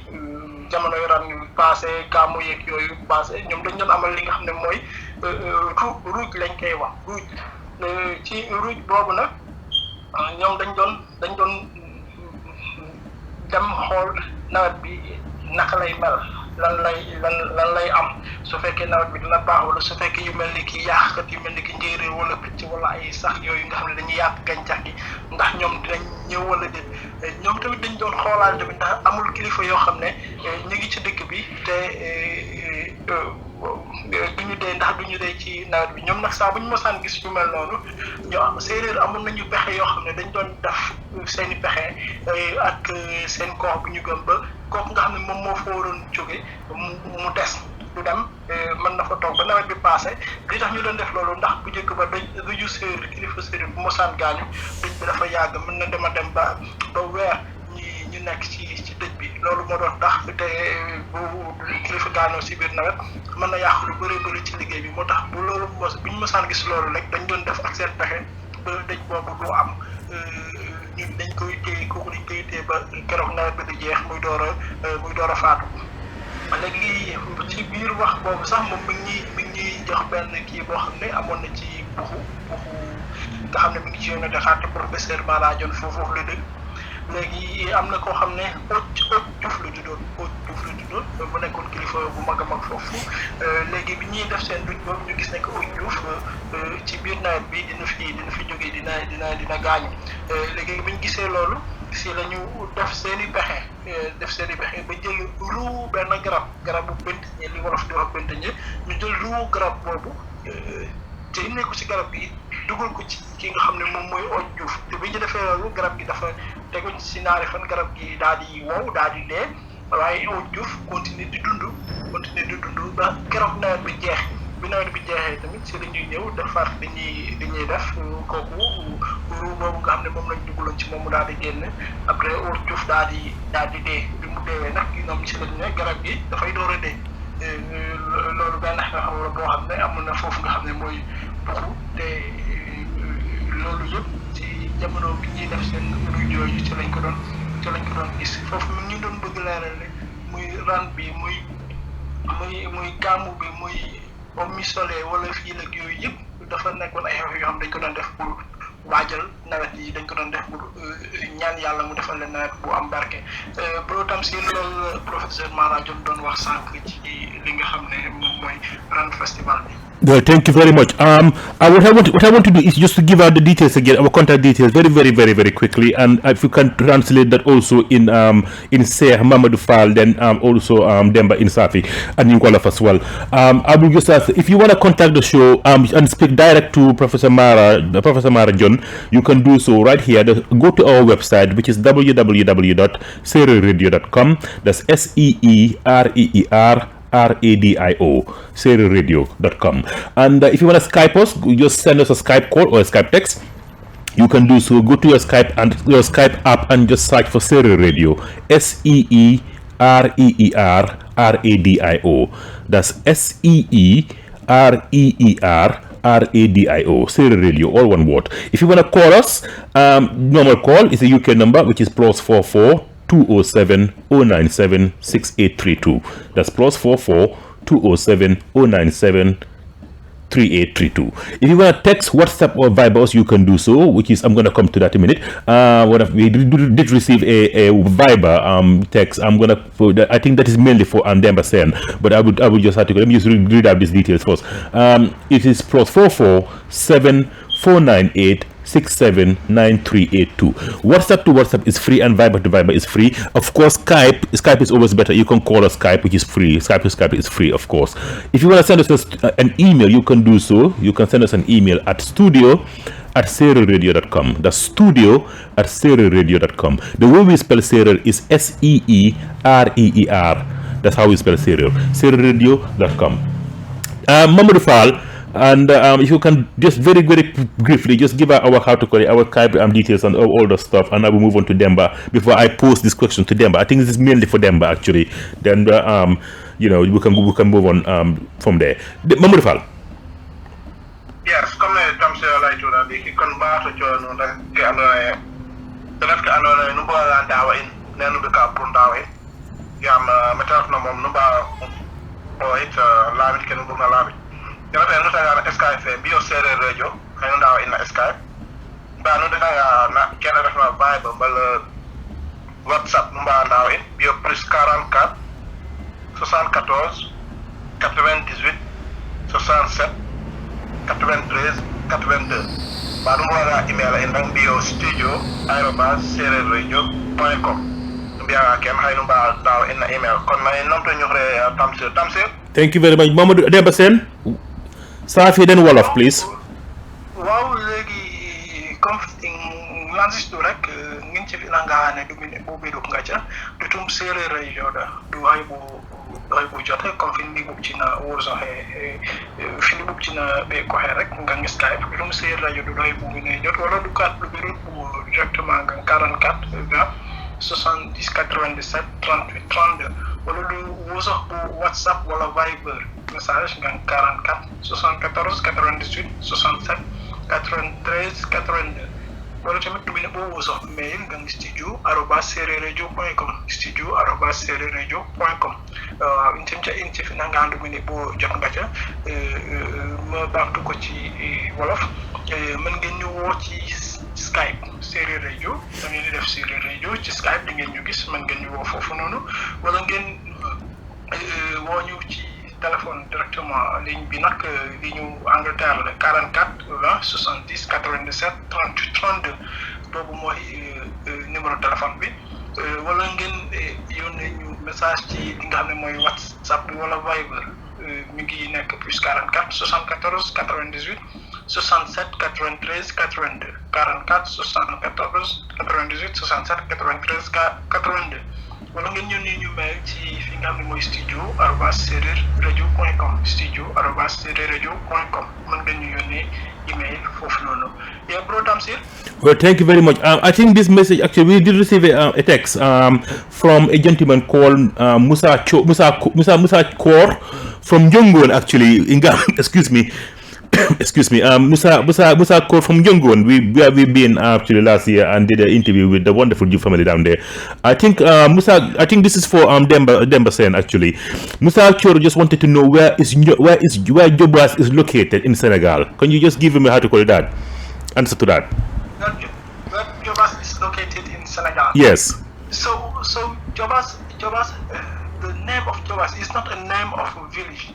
So that was a name of a kingdom, a very big region that is located in Chess. So if you understand by Chess, it is not just a name of a city. Right in Senegal, we have the region of Dakar, region of Chess, Kaolack, Fatick, Saint-Louis, etc. And Jobas is located in the region of Chess. So when you want to go to Jobas, so if you leave Dakar, you will take the Mbour Road until Sinja. So a small village, a small city that is called Sinja. And from Sinja, you will take those cars who are going to Chess. So it's just about 10 kilometers, and you are in Jobas area. Thank you very much. Do you want to do that in Wolof as well? Village. Do you want to do that in Wolof as well? In Jobas. So the main village is called Noto, Noto Jobas, and also there is Sange, a very famous village in Sange. I think there is over than 40 village in the region of Jobas. Yeah, so, not too much detail, Demba. Just had to call it. Just stick to just stick to the question that he asked. Where it is in Senegal. Yeah, to give us the history. Yeah, can you want to do it in Wolof as well, just in case Musa Kor can speak English. So. Waaw kooku doon laajte noonu ndax Jobas fan la nekk fii nii ci Sénégal. Jobas mi ngi nekk ci région de Thiès, dañuy wax région de Thiès. Jobas nag du ab benn dëkk. maanaam dëkk yu bëri la benn tunt la boo xam ne moom moo tudd Jobas boo fekkee Dakar nga jógee soo fay dem da ngay dem ba fi nga xam ne mooy Sinja nga wàcc foofu nga jël oto yi nga xam ne ñoom ñooy dem fële Thiès waaw te boo ay lu mat ay fukk juróomi kilomètre rek dugg nga fi nga xam ne moom mooy Jobas dëkk bi nga xam ne moo ci gën a ràññeeku def mooy Noto ñu koy wax Noto Jobas waaye am na beneen dëkk boo xam ne dëkk bu siiw la bu tudd Sange boo xam ne am na ñu bëri moom la ñu gën a xam foofu noonu daal moom mooy Jobas tund bi ñuy wax Jobas. Bro Tamsier. Thank you. Mamadou Fall, you want to do that?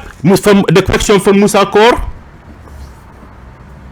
Yeah, jërëjëf laamteeg na Jobas dama ref na Sénégal. Jobas xoref na région fe na xooytel Thiès. Jobas fe refe saatu fal len maanaam waaga moo lay daal jaate mayu ndef na Jobas Jobas koy tanga bo men def na nama ate sax how you call that place again that Sinja tanga bo Sinja daal akataga o jagata ila narta Thiès hana daaw ka daaw na kilomètre etik daaw kata hanoga men def na andona te def Jobas Jobas koy a jega caate ka muña suute na te def sange a refa pa saate fe ref na Noto te moƴelo adi na Noto Jobas caare ɗik ken moƴu siw na men def na Jobas kon daal ken ref andona ken Tamsier Demba alay ndiiki na ken ref na Wolof okay Demba Tamsier. Yeah, okay, thank you very much. Thank you very Yes. So, yes. Professor Maara wanted just to say something a little bit about Jobas. Okay, go on. Yes. Yeah. Demba Tamsier Mamadou Fall Jobas waɗi rek Jobas def gan fo ɓiɗ wene o goofɗinanel kurti kurlaaji kam o am suko hana jegem ɓanga Saafi na Seex maraka jobas da kur chapina ne chakur jegem findi baba kur yakat jobas findi ba krasese tatel ngola palam joyan palam dog chakur dai to finane chapni ngal jobas patanga chanza bi chapini cheo sange kisan sipan ngolfani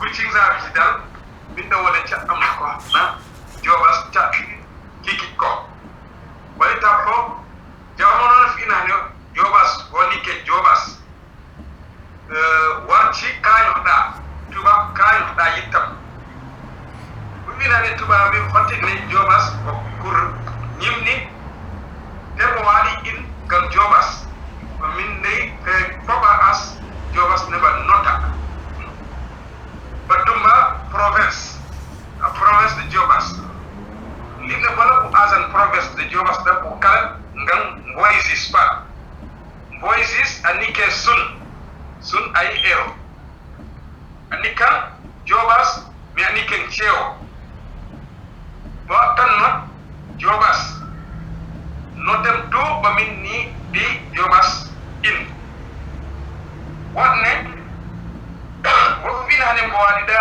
not daminel kajor way san mi aloti kande amare gole ha ateku on gisat ami ko alti kinde damelem bina ne kele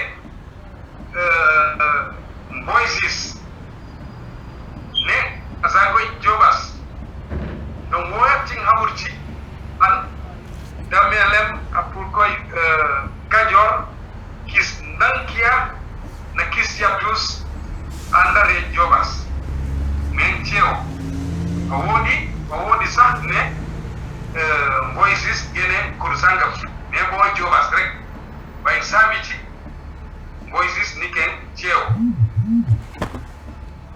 damela teku damel biram koddu korndumbe nikane fini wa sintia kur koy kajor kis ndanka na kis yatus ana andre jobas rakka voices tedi jowan or libre jamono nem ali burra kedi rak finane amin rak in parak atet jowan anor hawti bat wang fasgem damel biram koddu kondume anarak de jowan kera on nik dinare anwa inata de wa keda damel wa keda voices ana kera na voices arake bukan ana tekka pujem bidikan damel biram koddu kondume rakkan ne salim ina walita wa keda voices ndem bifinane ana rey jobas rakkade jowani ana mangade mangem jet koti an apide way inibo ina ngam voices de damel biram koddu korndumbe abide ko jamono 1763 d'après archive damel koddu biram koddu ndumbe abide sabiti rak hayf ina ne ba dangena ngruy sabite ka gajo yam ko sabi kala ngenda ba roya ruy po wara hat yamono takkusanda side ci binane barak bi ino bad habnan gajo nikamina ngat ino da zide da ngay ba hen gajo nem te boy ino cingo narti nikne ino rakinar yakak indi wiccinge paro na iwunginde da ngay mbete gajo dek yahcingo vinori e kengo yahcing vinori ya tebo iwunga mbete bas kon ngiwunge pajutta parce que ino na wicci nam chabe dek yahcingo donc puki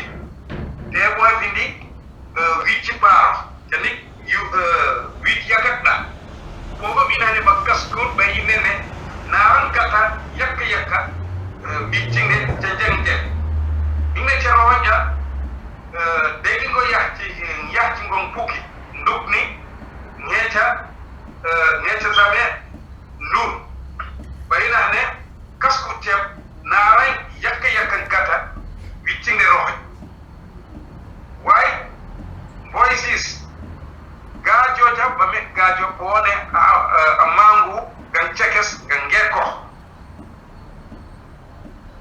voices gajo bo rakkade ndem mangade parce que gajo na rake gajo nem rakka kilivane finane azinga a gajo de ta rabbino voices kurkitane gajo na deke rakin nepsanin inem wadita ko gajo na rakin cekes nga ngeko manga voices bay akandi ichewo badli kolikode ba ha voices bay apayu pa awirra babali kolikode ba hadeda na vida ba jekki ba voices bo chewo mangut cekes ba damel biram ko kondumbe hawti wone ay abdela voices de kan natural amiti nda kanda jobas em yitam bindoni ko jobas ali bo min da in rakaf inahne en 1891 Salor anike armée française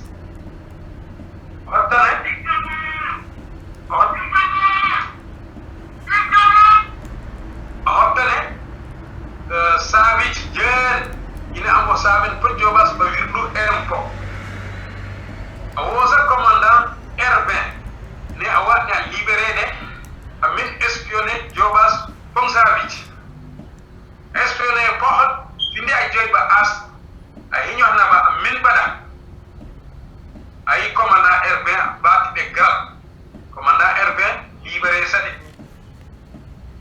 wi finane afat sut akatta jobas baba otona malik ginyan nya awo malik ne rak iningwa ko ambo hongada rak inemda ngeda tumde im malik ginyan hundana de woka dalita sanor ba azeda hottane Saafi-Saafi hottane hanering malik ginyan abay di jam abay ay ba yekeda ba tapeda malik ginyan na sanor wone yekkat hanering abay jam way Saafi-Saafi aseda na den kurti ini amo jobas po kurti ngo saben jan ba honen na beni sirna asirin zose atekte meisa nem ay binde sabarati ba ameda kan matching Saafi-Saafi pon kalan den chiki ameda sabaran nakdem is tiki hottade banke ko de po ba amba sirnan Maisa amba sabarana nak gan ciki amba de akonde koti awone harit ballen ko apangungusa ko bekkade gan lufbo. Okay, Demba, do you want to translate that for a minute? Demba? Yeah. Can you translate that for a minute so that we can move on? Okay. Kon bo roni histoire da Salor espionné Saafi-Saafi jobas gis nakana andakat commandant urbain awone ami ba dale commandant urbain était de 400 soldats 350 spies 350 auxiliaires na 300 spies Demba? formé Yeah, bro. Yeah. Okay, do you want to translate that so that we can move on, please? Now. Yeah, bro. Do you want to translate it so that we can move on? Yes. I think that this can be also another show because the story of Jobas is something. Yeah, it's quite. Yeah, it's obviously, definitely, we will be doing that in the not too distant future. But you want to just do it very quickly. It was a question from Musa Kaur. Hold on. Can I just say so? It was a question from Musa Kaur, and he wanted to know. All he wanted to know was where is Jobas in Senegal. Yeah, can you do that, please? Okay. very quickly. He said that Jobas is located between what they call the Saafi and the Seh, the Jegem and the Jobas. In the Jegem there is the village like Babal, Ngolar, Balor, and in the Saafi there is a village like Cheo, Sage, Kisan, etc. And he said that it was a very powerful kingdom. So, and they couldn't enter in this kingdom. That's why they make it a province, what they call a province in French. So he had said very interesting things about the story of Jobas, but maybe we will be able to come back in another show. In our next show. Right. Yeah. Okay. Okay. I think that we can keep on our question and come back on the story of Jobas for our next show with Professor Maara Jon. Yes, I think that's better. But thank you very much, Musa Kor, for sending that question. And this is a question that is actually directed to the professor. It is from one of our regular callers here, our regular listeners. Is Safindur. Safindur wants to know. Actually, thank you very much, Safindur, for posing the question, because you are still sticking with Seereer festivals, which is what I was doing, and he wanted to know how to call it. What is the Jobai? If you want to know more about the Jobai, the Randuran, the Jobai festival, the Randurande, and Mundai. So Jobai, Randurande, and Mundai. Jobai. Yes. Randurande. Randurand ak Jobai ak Mundai. Yes. Randurand, Mundai, and Mundai. Yeah, Jobai, Randurand, and Budai. Yes, those three festivals. Okay, legi rek moy etiku Safindu. Nek ngang États-Unis dan mais anam Gambia, origine de Gambie. Ana mek sohe inti kana ci etiku Jobai. Ngene webe. Oui. Ami wiriste ko Randurand. Veran. Anami wiriste mo wiriste ko Budai. Wow.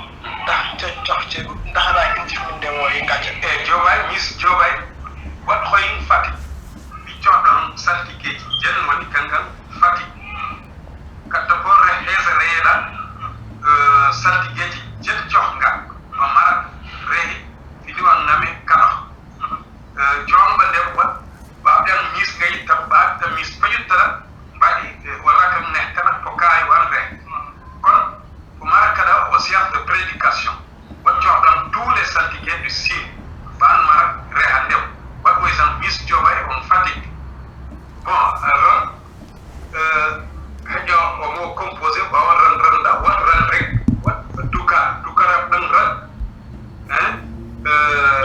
way san na kurti za ran ngam dukar to habda nga habi te ba ngam fatigue donc binore budai itam ba dan nami habi wa kur banam nami habi banam habi khoy manam science de prédication mais itam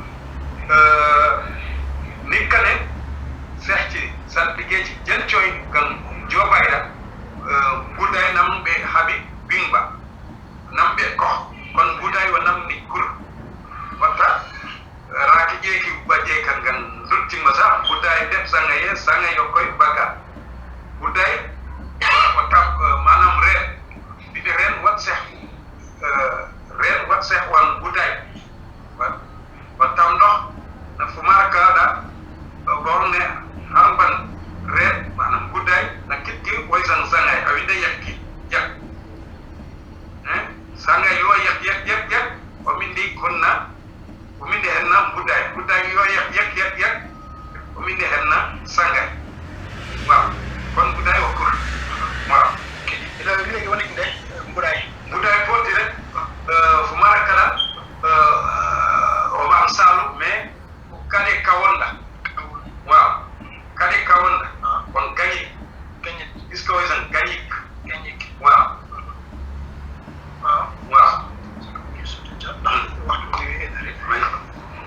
okay bro. Yes, go on. What he said? Bro? Yes. Yes.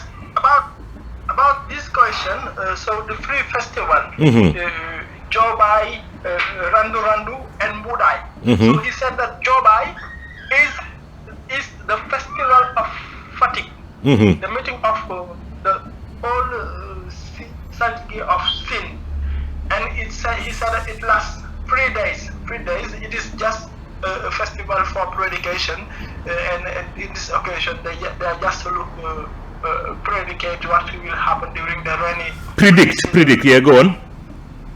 Yes, exactly, during the rainy season. And he said also Randu.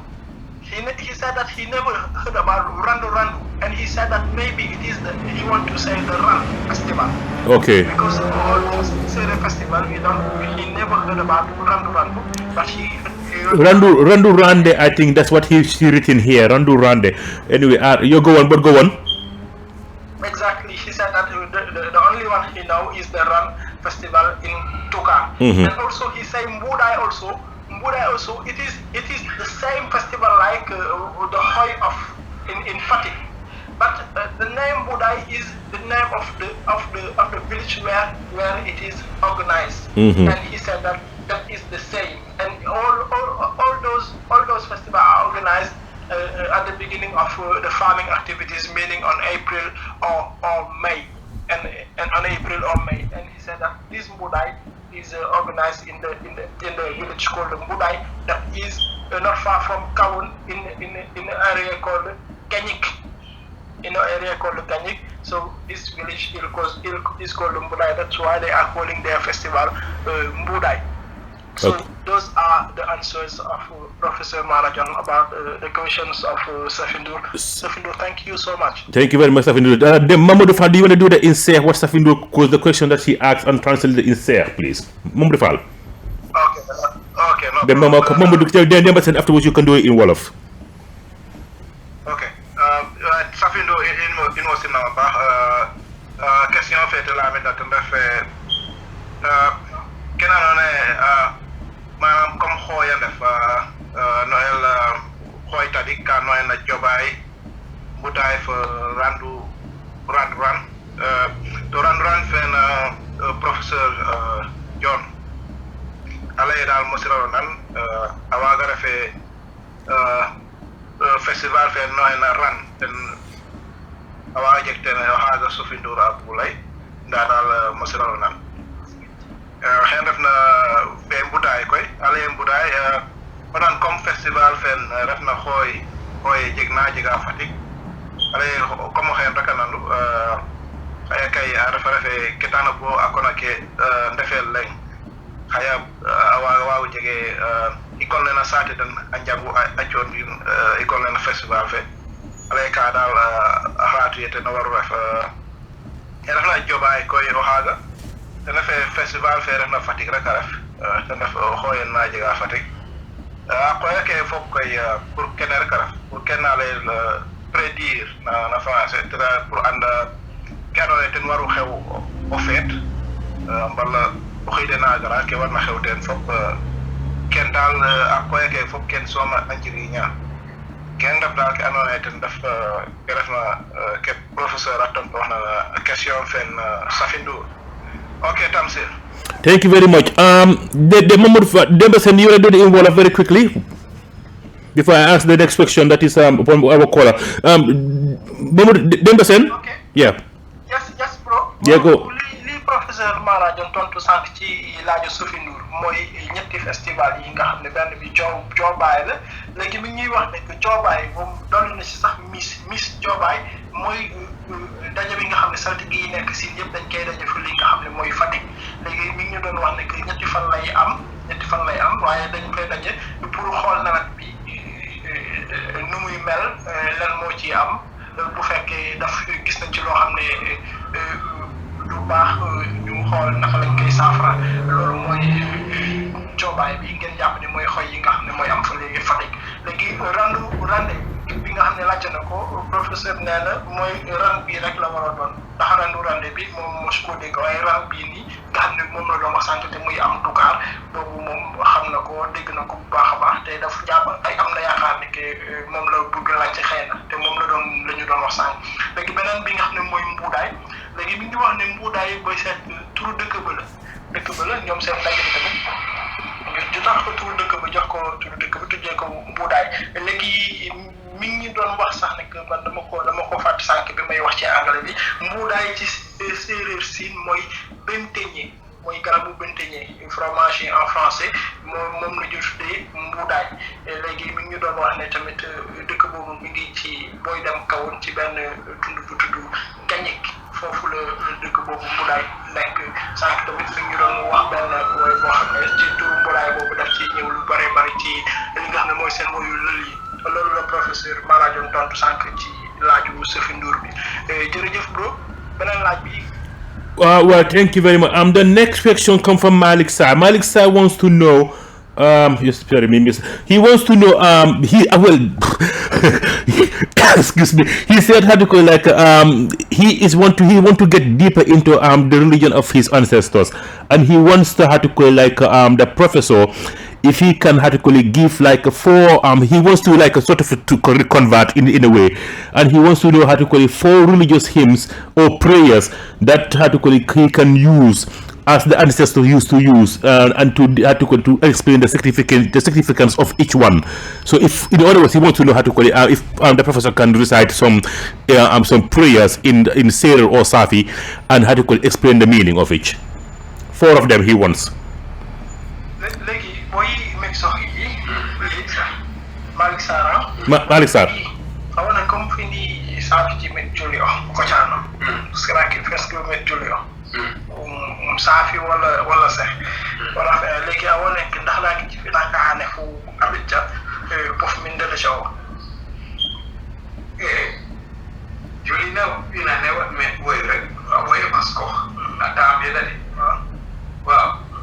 wa badina fini bo binda don fop gan religion islamique wala fini catholique kalan à l'église anamik to maison de Dieu ça li ci aussi banamangen ki ngam ko abde méditation yittame ngam woyo ha wata fini bo woye ne savi sewo dutta non du ko ba muskozo po wasi kanati rakabanga ko yino ba walita ko ganzavi boy finane yakore finane ay met akidu yettam gan fajuwara ani kan yakka finane yettam anami hol bo jenn mbade hol awona ko demna akim ko da ko hede tasse wata inti bo lisi ci jenn ini karam gamu na cem tu gamu na ba purifier kenci holi kon bakat kiman ko da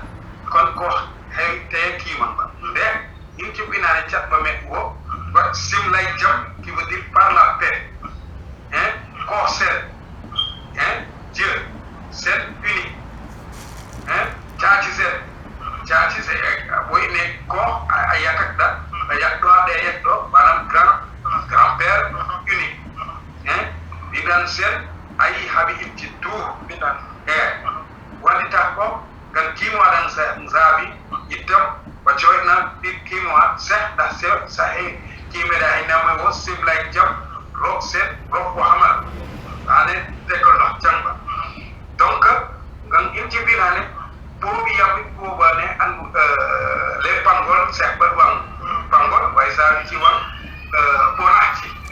bonaci bem ba ciacci rek ba kimba ko bo wosa yi woki boy petit ba han don ciaccam binane ba duf koy ngan pajuwari bat nami kim ngam ko bat limsal bay boy inati hantume tumne an c'est ba esprit ci binane ba be ko bekunga mais non ba ciaccam binane bat muskimo à la succession boy yini ko wote ay kim donc esprit ci même c'est des esprits ancestraux ba kani ba nike xawdere ini ko yi halam amindi kim arera an miroi wo bi kon ba intermédiaire waaw ba sa bi dal akim am da se ne mangi kim da non da da eting Seereer gentleman ko no sen lay tan ko sen chaaci sen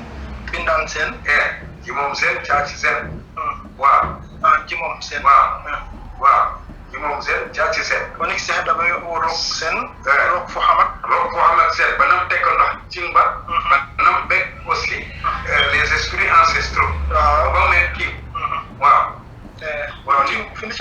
esprits fu am dio waaw ba li certaine bon les pangol waaw pangol ci waaw ba li sa bi ci bo bona waaw okay wow yeah bro yes go on well, the question of Malik Sarr yeah bro yes go on okay the question of Malik Sarr about the Saafi prayers he said that the Saafi the leader of Saafi prayers was called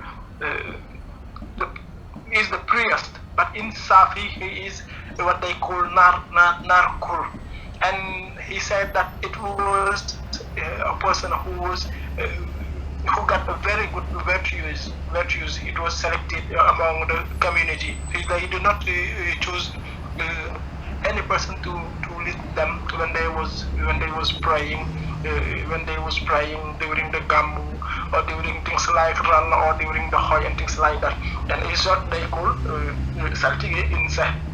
And he said that they used to start after the purification. The purification means doing the Gammu, doing the Ran, forgive themselves and things like that. And after doing that, he said that. So this is just an example during those ceremonies. He said that, but whenever they are praying, they start by saying Simlai Jam in Saafi. I will say it in Saafi and after in Seh. Simlai Jam, Korsen, Jimum, Chachi Sen, Bindan Sen. Meaning that for peace, Korsen, God. So Jimum Sen, it is also a name of God, and Chachi Sen. So it is also a name of God. They are just showing that God is great. Bindan Sen means the creator, and also it is also Sen means the unique. The unique, when they say Cosaan Seereer, it means the unique. So if means unique, one. They have to say what they want to ask for God. For example, Simlai Jam, Korsen, Jimum Sen, Chachi Sen, Bindan Sen. So give us a good rainy season. So give us health, give us peace. And in Seh, it is Simlai Jam, Rok Sen, Rok for Hamad. And after that, they have also to mention their ancestors, because they were just considering the ancestors as intermediary between them and God, but they were not considering them as God. The God, their unique God was called Roksen. Instead, they say, for example, Simlai Jam, Roksen, Rok for Hamad. They can ask, give us peace, give us water. So give me health. So give me a good wife and things like that. So that is the way they used to pray. I'm going to repeat it for Malik Sarr. Simlai Jam, Rok Sen, Rok for Hamad. And after you say what you want to ask. And he said that they used not to do prayers like what it is right now, the way Muslim used to do it, or the way the Christian are doing it in the church and things like that. They do not used to do this. He said that. So when you wake up, if you want to ask something, you have just to say this and ask God for that. He said also the most important thing for it is religious is just to be a pure person, a pure in your body, a pure also in what you are doing, meaning that you do not have to harm your fellow, you do not have to destroy the nature and things like that. So that was the most important, is meaning that you have to live just equal toward your fellows, equal toward your environment. So it is what Professor Maara Jon said. To live a good life, really. Yeah, thank you very much for that. Now, Mamadou Fall, do you want to do that in Seh, and I will revert back to Demba. He can translate it in Wolof. What Mamadou Fall just asked. Hello, Mamadou Fall. Yes, can you hear me? Yeah, I can hear you. Go on. Okay. Kenn ten daf question fe Malik Sarr la mi rek na ne andona nen dan inwe angete guro finna nenda teref ka andona ten ke professeur alay nan kente ndafe wel anone de on def ko comme da arfa nga xey imbugaro bugo jang exemple comme na chrétien we do de xoy de ngoy tel priest so dafa ay musulman ke da ngoy tel imam ke Seereer we dañ ci dañ ci na dafa na safen na ko ahoyte dafa na Seereer-Siin koy won ko tegel salti yeke win waaw koy anjile ga jil dafa def win wa andone anjele xam fi nan nen dal na ci lay dal di ken dal la base o ha pour dem bagal on jil ka koy aje tamit ka lay na ne andone men agategu aro ya de jegna soxla mba ya de ambugna indi gi mbax mba otewo ba mba nan nen dal ke andone denom bugu on ga daro dal arba to in safen we no dara da tema bede agada kila commencer tegna be jam gox sen jaaj sen binan sen nan nen dal après ko ya so don ten ke andone denom bugu to jamma agada mba comme lay tun manuna indi gi mbax ba nan nen dal andon ten rawa to Seereer we andone ten def Seereer ke ken la dana mom nena gatte na ten def kena commencer te na ten def simla jam rok sen rok fo hamak nan nen dal so don ten ke andone dana bo gada rok kon ken def ke andone ken professeur la kon non to ñu xé Tamsier Hello? Tamsier? Yeah, thank you very much. Now, do you want to do that in the Wolof, Demba? So, yes, so the question, laaj bi nga xam ne Malick Sarr bi nga ko doon laaj mooy ci Seereer ñoom ñu doon ñuy jaamoo yàlla léegi mu doon laajte ndax ñoom naka lañ doon jullee bu njëkk ba léegi professeur Maara moo koy tontu nekk ñoom li gënoon a am solo si ñoom mooy nit ku sell mooy maanaam nit koo xam ne ameloo nit ñi àq yow xam nga li ngay def maanaam naw nañ la daal modèle nga ci fi nga xam ne foofu nga dëkk ñoom ki nga xam ne moom doon tànn mu leen di jiite ci xew-xew yu mel ni ñu wax sànq dafa doon nekk koo xam ne nit koo xam ne ñëpp naw nañ ko daal léegi mu ne ñoom bu ñu mosaan def li ñuy def wala li ñu doon wax mooy simlaay ci Seereer-Saafi laa koy jëkk wax ma wax ko ci Seereer-Siin simlaay jam koox seen jëmam seen caaci seen bindaan seen léegi boo waxee loolu ba pare ci ngay wax say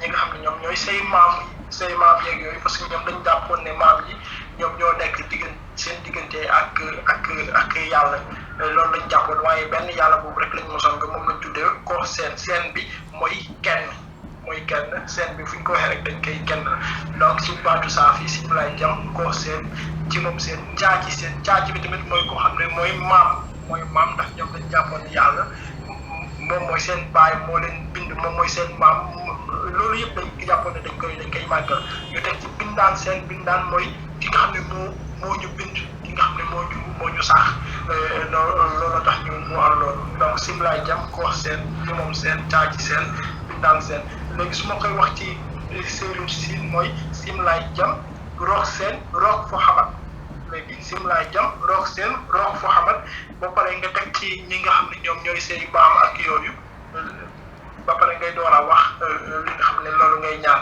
par exemple simlaay jam rox seen rox fo xamat nga wax say maam yi ba pare nga wax ni maa ngi ci Seereer-Siin boo bëggee maa ngi lay ñaan nga defal ma nga may ma wér gu yaram maa ngi lay ñaan nga may ma njaboot bu am barke maa ngi leen di ñaan ngeen may ñu nawet bu am ndox te mu am barke ci gàttal daal loolu la professeur Maara joxe ci tontu loolu Tamsier.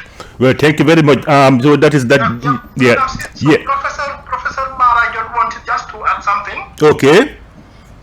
So he was just telling me that it's about he is working on a book. Mm-hmm. He is working on the book, and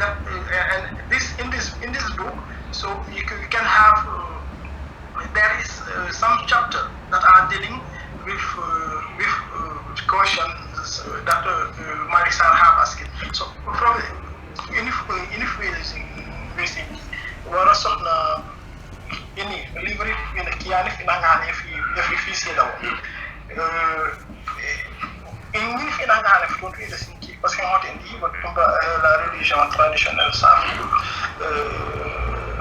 na comparé aux religions révélées Seereer légui fu ni ay livre yi woni kin gabe fu nam won point ci su tam tok sa wo sa mo fo sa dam tok ci ko bay spirit ba ma ini finane wat tek kia finane wat is wat tek dal adina ni finane wat am do wat bay kinwa sabi culture de ko on base in live wat bay ya ini finane mi do wala dal ini finane wat sabi peso ni ko ala ni chat do chat ni chat ngo gan kia wa parce que o inemda wat toxic ina live wat l'univers socio-culturel sa ba bando jando Saafi na seh jal ba Saafi na jal na bindunda nanon leha waro do cingoji ba fi ba peso na fi bani ko sun ba ti mini di ba in cedinga fi dem ba men kasko wat kaza ka warwa kaza ba Saafi wan dur cedinga alin cedinga mi do wala dal na kona wat proverbe cedinga nabi dikom devina jatu cedinga jalai ko fini finane wat bay permis aussi l'esquisse phonologique grammatical Saafi cedinga fini Saafi met kilo ko defkan na wati yitam fini nati na be koy defkan fini songo 6 kay yi finane ma ya tikine jatu cedinga ko so he was just talking about a book project in where he wrote something about like the Seereer traditional religion. He said that in his writing and even in his speaking, he used the word Saafi, but it is not only the Saafi; it is whole the Seereer, Saafi-Saafi, known and also. And he said that he have done a comparative study, comparative survey between the Seereer religion and the other religion. And if you read this, you will see that there are a lot of similarities, but the Seereer did not copy it from Arab religion or from Christianity, because his sources are not Christian and they are not Muslims.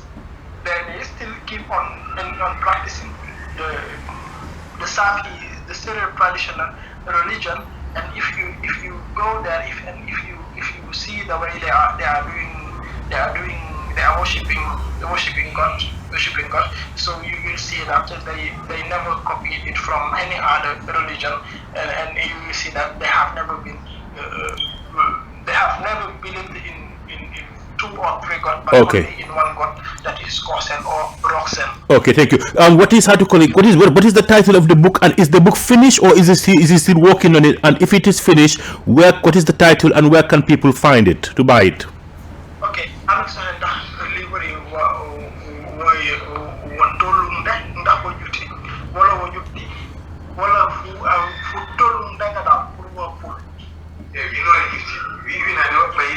la connaissance des Saafi sur les plans de politique.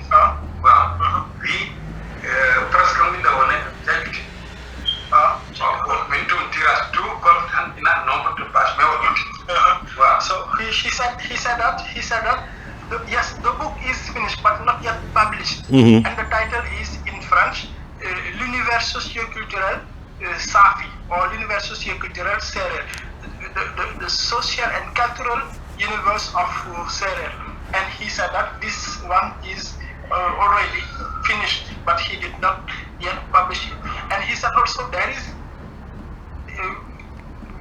3 other books that are finished but not yet published, like La connaissance des Seereer sur les plantes, meaning that the knowledge of the Seereer on the trees, plants, yeah, and on the trees, and also another one that is about the tails. The what? tale, yeah, like a folk tale, folk tale, yes, yeah, go on. Exactly. Legends or something, yeah. The books are, yes, the books are all of them are completed, but not yet published, and he's waiting for some partners to publish all those books. Well, we will. I'm sure the Seereer Center will be definitely interested because those books needs to be out there. People start buying it and learning a lot because he's one of my favorite Seereer scholars out there, and he does give fantastic great use reliable sources and to back up his arguments and stuff. So I'm definitely looking forward to the publication of that book. So if you can really translate that to him and then translate that in Wolof and move on to Mamadou, and then afterwards I will open the floor to you guys if you have questions before I move on to the wonderful Raampa script. Okay, léegi nini university ini awosinci nañ toxi dawo nek comme inongo ay da wara mark ni fahita projet DG ko kan minu ci nam léegi dunda bu mark ni bu ne di ko en kacha kan do Seereer Society mark ni bu ne to mepo ca pool comme ne halala bi bu nam dam bin ko kan gabe bo ci ko bu bu ba sada comme bi ngeen def ko ci to nisti léegi window bi fu ka prof protéger ko la nek protéger ki kala bay fraka te wu ñut ko ci war ko pour ñu da fu ay fu mara di mo ne to mepo po ca pool ca ben pool la ngam mais woni kan bi ne mo ne kan ci Seereer Society bana be ay da mo ay ngam ko inti ca pool ina me awe so sintia okay bro Tamsier. Yeah, if you want to translate that what he just said very, very, very briefly, because I need to have time for the Raampa script, very briefly in Wolof and move on to Mamadou Fall. He can do that in Seereer. Then I will open the floor to you guys. Any questions you want to ask, then before we move on to the Raampa script. Wow, okay. Limu don doli sank ci laaj bi nga xamne Mamadou Fall doon nako laajte mooy moom ci boppam am na benn téere boo xam ne mi ngi koy bind téere bi mi ngi ko tuddee l'univers socio-culturel Saafi donc benn téere la boo xam ne képp lépp façon boo xam ne séeréer mi ngi koy dundee moom def na ko ci biir moom nee na buy wax moom Saafi lay wax waaye dafa ëmb lépp dafa ëmb Saafi xeetu séeréer yëpp daal la ëmb ci biir téere boobu def na ci benn am na lu ci bind ci loo xam ne jëm na ci maanaam diine séeréer boobu am na tamit loo xam ne bind na ko mu def benn genre xayma comparaison li tubaab di wax comparaison ci les religions rebelles yi ak li nga xam ne mooy diine séeréer bi nga xam ne ñu ngi ko doon def jëkk ba am na boo xam ne tamit mi ngi nekk ci wàllu garab yi maanaam seen xam-xamu séeréer yi ci garab yi parce que garab yu bëri moom la ñuy jëfandikoo seen faj yeeg yu demee ni ki noonu seen xam-xam ci loolu am na lu ci bind ba yooyu yëpp pare na am na leneen loo xam ne bind na ko tamit ci lépp yi nga xam ne séeréer ñoom doon na ko def doon nañ ko def bu njëkk ba yooyu yëpp ay kii la yoo xam ne pare na waaye génnee guñ ko maanaam génnee guñ ko ba nit ñi mën si jot waaye mi ngi ci liggéey moo tax fii nii ci Seereer Society tamit ñun nañ xool naka la ñu mën a def ba yooyu yëpp génne nit ñi mën si jot bro Tamsier. Well, thank you very much. Mamadou Fall. Yes, Tamsier. Kon ne Tamsier laytuna rek to professeur waxe ke laytuna Demba to professeur refre andona ten layna Seereer Safen a jof rek na question fen Malik Sarr a lamit ina a jof ken andona ten ref dina fe in tan inwa oten professeur ale a jega livre kate andone a jega wate binna ba pare a jega wa andona tamit hotel a binda den inde jofna ken andona ten ref aada fa cosaan fa diina séeréer nan ne professeur a ɓaataten ke andona ten ref relation fe mbala comme a refanga to buga woɗeet daal diggante diina fe daan in we a njeg ina fa diina ke njegna xaye ndefna islam fa christianisme ale daal wen andona ye doon ndef daan in we diina den fe kattiran in diine ken diine islam bala christianisme ngattiran men diine ken dan ino jegina diine ko dana rafuto deno rog angima rog to angima rog tamit okino olle ngara c'est-à-dire fe ken wina rata animisme tena ambiego fe ken deno rog angimo to rog falla ngimo adona tene tamit a jega livre ati binna na branche to xool ci l'univers socio-culturel Seereer dafa livre andone bina ba pare dafa livre andone a dafa jox na karet na ñëw i Seereer ñëw den fa ken andone te daf aade den fa cosaan den tamit a jega livre ati binna jox na la connaissance des Seereer sur les plantes def ka andone a jof na xam-xami Seereer naka jof na intihar ke fi ka nan na nen da a jega na livre te da kan fo andone sutu ha he a jega la ka sa andone tamit o jof in ka andone te dafa naake na Seereer ka fo refa livre ka andone dal hoten après pour suta den kenda ref ke andone ten ref ke dal layna men di kon Tamsier. Well, thank you very much, gentlemen. Now, I want to open the floor to my two co-presenters, Demba Sene in Senegal, Dakar, and Mamadou Fall in the Sheffield, UK. Now, if you want to have anything that you want to ask, stay in put with Seereer religion, and before we move on to the Raampa. Gentlemen. Demba Sene? Yes. Yes. Oh, Mamadou Fall, okay, Mamadou Fall, you can go first, no problem. Go on. Okay. Do you want me to do it in Wolof or? No, I would prefer if you do it in Seereer, then obviously translate it in English, and afterwards you can translate it in Wolof, please. Okay. What I wanted to ask to Professor is. No, you can start with Seereer. You can start with Seereer first. Yes, please. Okay, bëgguma laat xëy professeur te ndax parce que a jege professeur fa lakas fa noyna isa la jaw for professeur fe Maara Jon a jega aqeda ka andone bala anyana ka andone wonyaran a jofna roog comme ken andone te daan en wekeda angade nga na roog bu am bu an est ce que mbage mbin ka andone a wage xoy na anglais holy book Seereer wala na français peut-être un livre saint Seereer ke a bugu mo lamte den est ce que mbage mbokat a ñaana ken fop ambintero livre fa andone a ref livre fa andone dal comme genre holy book a ref ka wala un livre saint. What I'm asking is because I've been listening to Professor Jaw and Professor Jon, and all these prayers they are doing, and they said this is how our ancestors were praying. They are so interesting. So I was wondering if they can make like a book that can be like a holy book or something like that. Seereer. That's what I was asking. Do they have any plan to do something like that? Okay, do you want to do that in Wolof as well if you finish? Yeah? Yeah, very quickly in Wolof. Then I will post, when we will post Demba will post the question to him in Saafi. Yes. Well, li ma non laaj professeur parce que dama déglu kii di professeur Jaw ak professeur Jon.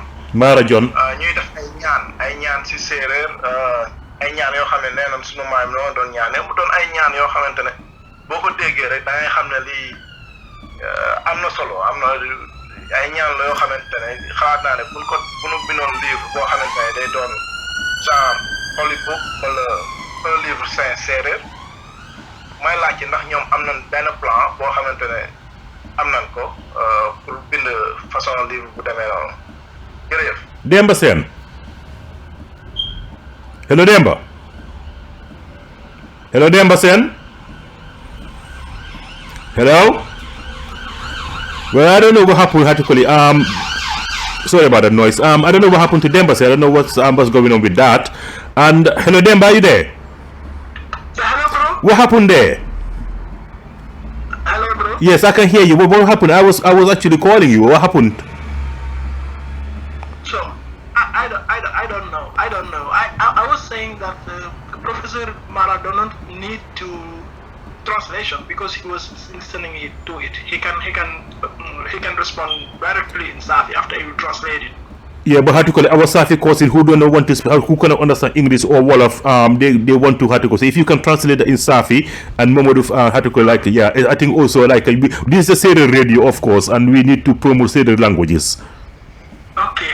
Yeah. Okay. Léegi yéen ñi ko mix ay kër yi dafa lu ki dañ war si ci ne ndax comme fi di fu waxasin ci te waxtaan ci ndam gisalay anami wo in man parce que fi na nga ne sa wéti ba mi den tulé ay na wé nek comme in tim tini réda est-ce que manam wax di fi na nga ne bu ci minutum pour bin in tim bin sen ki ina nga ne ay na metas parce que marak in la bu ci ba ina di tala da ca bindu di da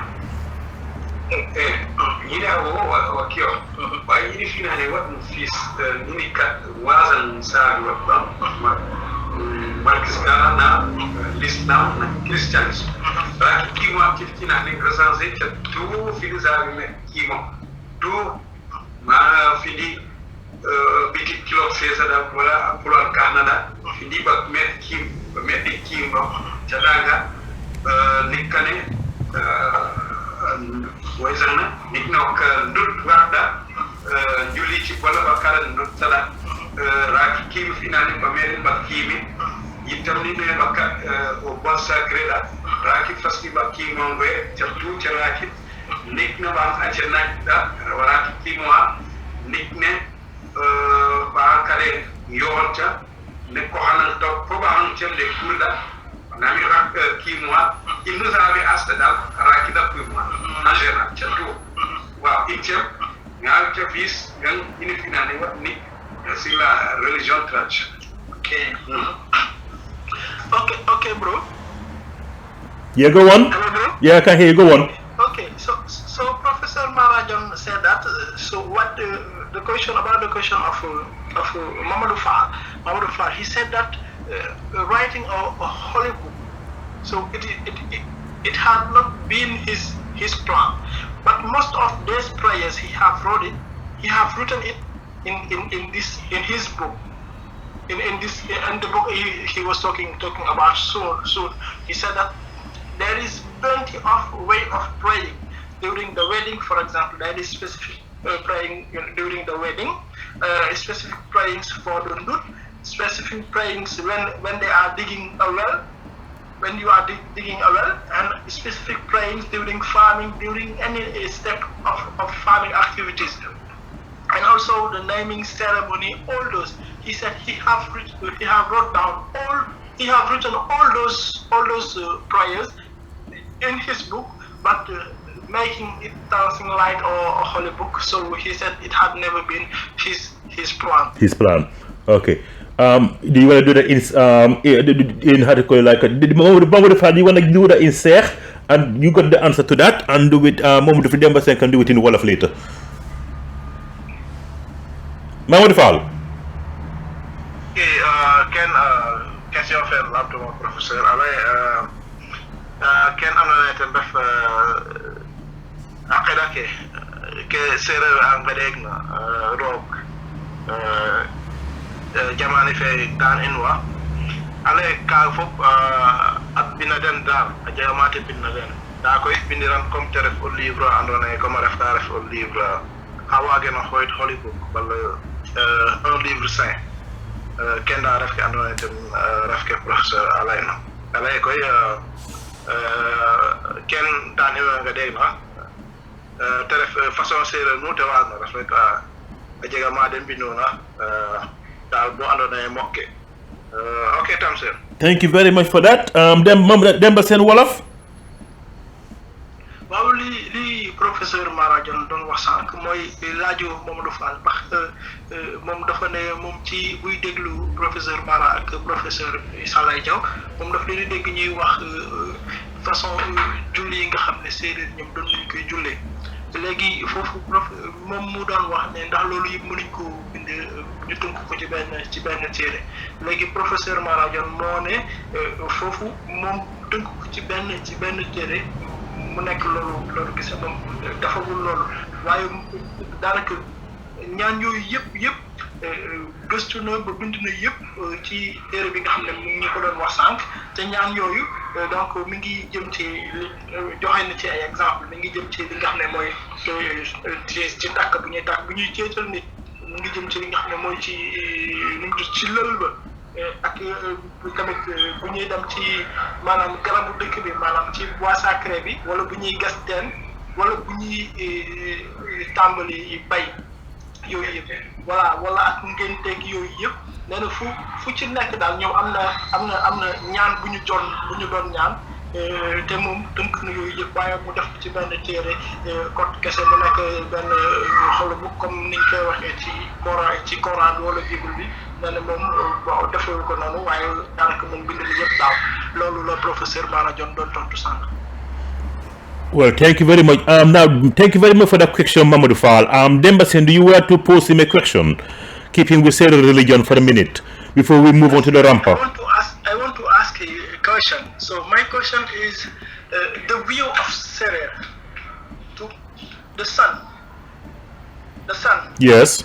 So I think that. So I have heard once that it was very representative in the Seereer religion, the sun, and I wanted to just have an idea what was the spiritual view of the sun. Okay, good question, interesting one.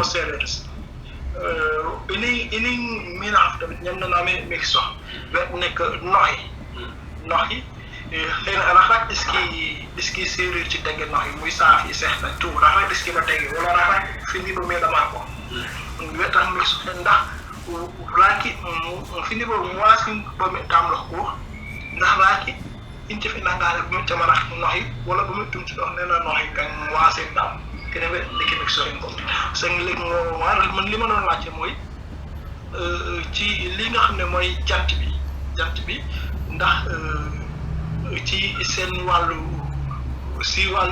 diine séeréer am na jant bi am na lu mu doon tekki si ñoom wala am na yenn yoo xam ne dañ ko doon def ci jant bi léegi loolu laa bëggoon laaj professeur Maara mu am lu mu ci leeral tuuti pro Mamadou Fall boo ko defee ci Seereer exactly, yes. Maara mu ñëw indi leeral ci tontu boobu. Yes, please, Mamadou Fall.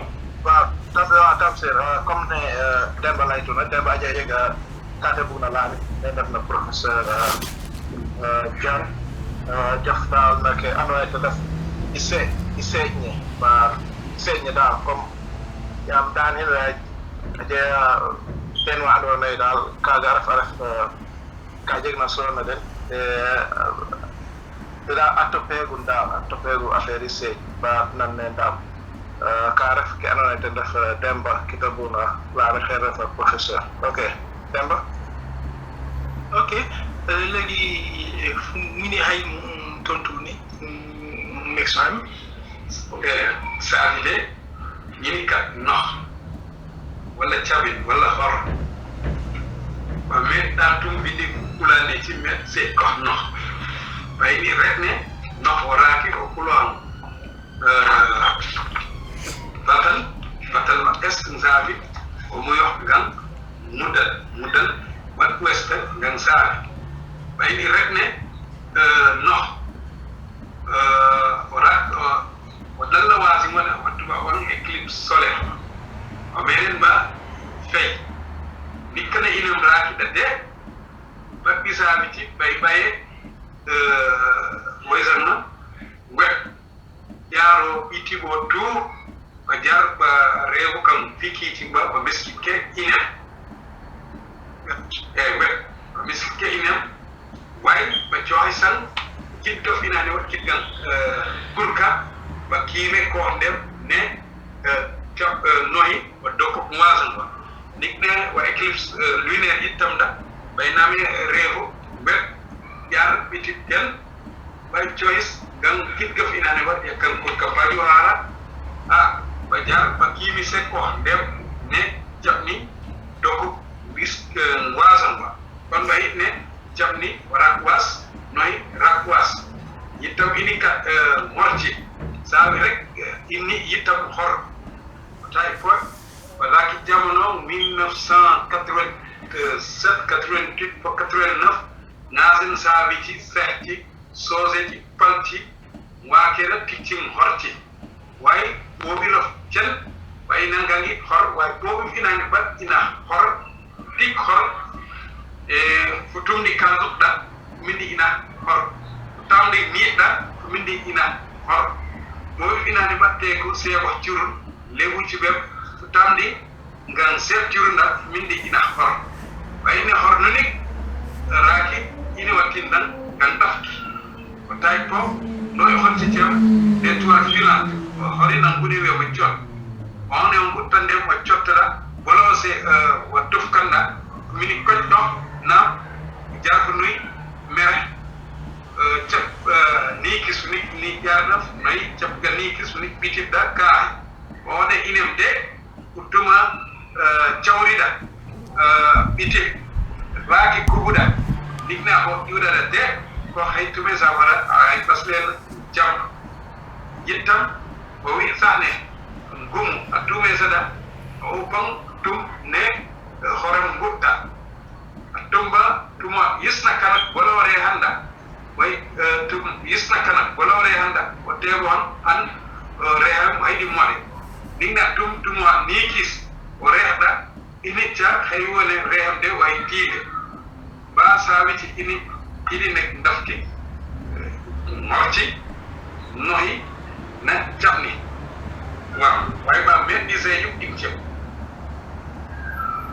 Okay, bro. Yes, go on.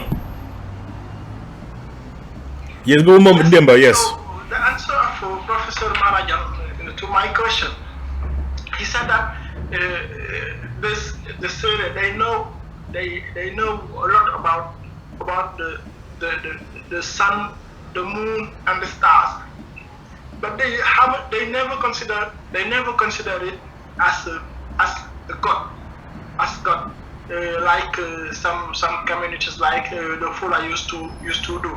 They never do sacrifice for the sun because it was not they did not consider it as a god. And he said also what he know about this is that, for example, when the eclipse happened, the solar eclipse or the moon eclipse happened, the Saafi used to take ash and put it on their face. The men and the woman, all the men and the women used to do it. They put ash on their face, and after they go to the sacred wood and also ask God to end up with this phenomenon.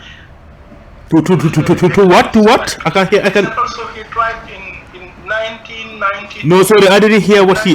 Hold on, Demba. I didn't hear that. What he did? They go to the sacred wood to do what? Yeah, bro. Yeah. What did you say? They after they put the ashes, the ash on the face. They go to the sacred wood to do what?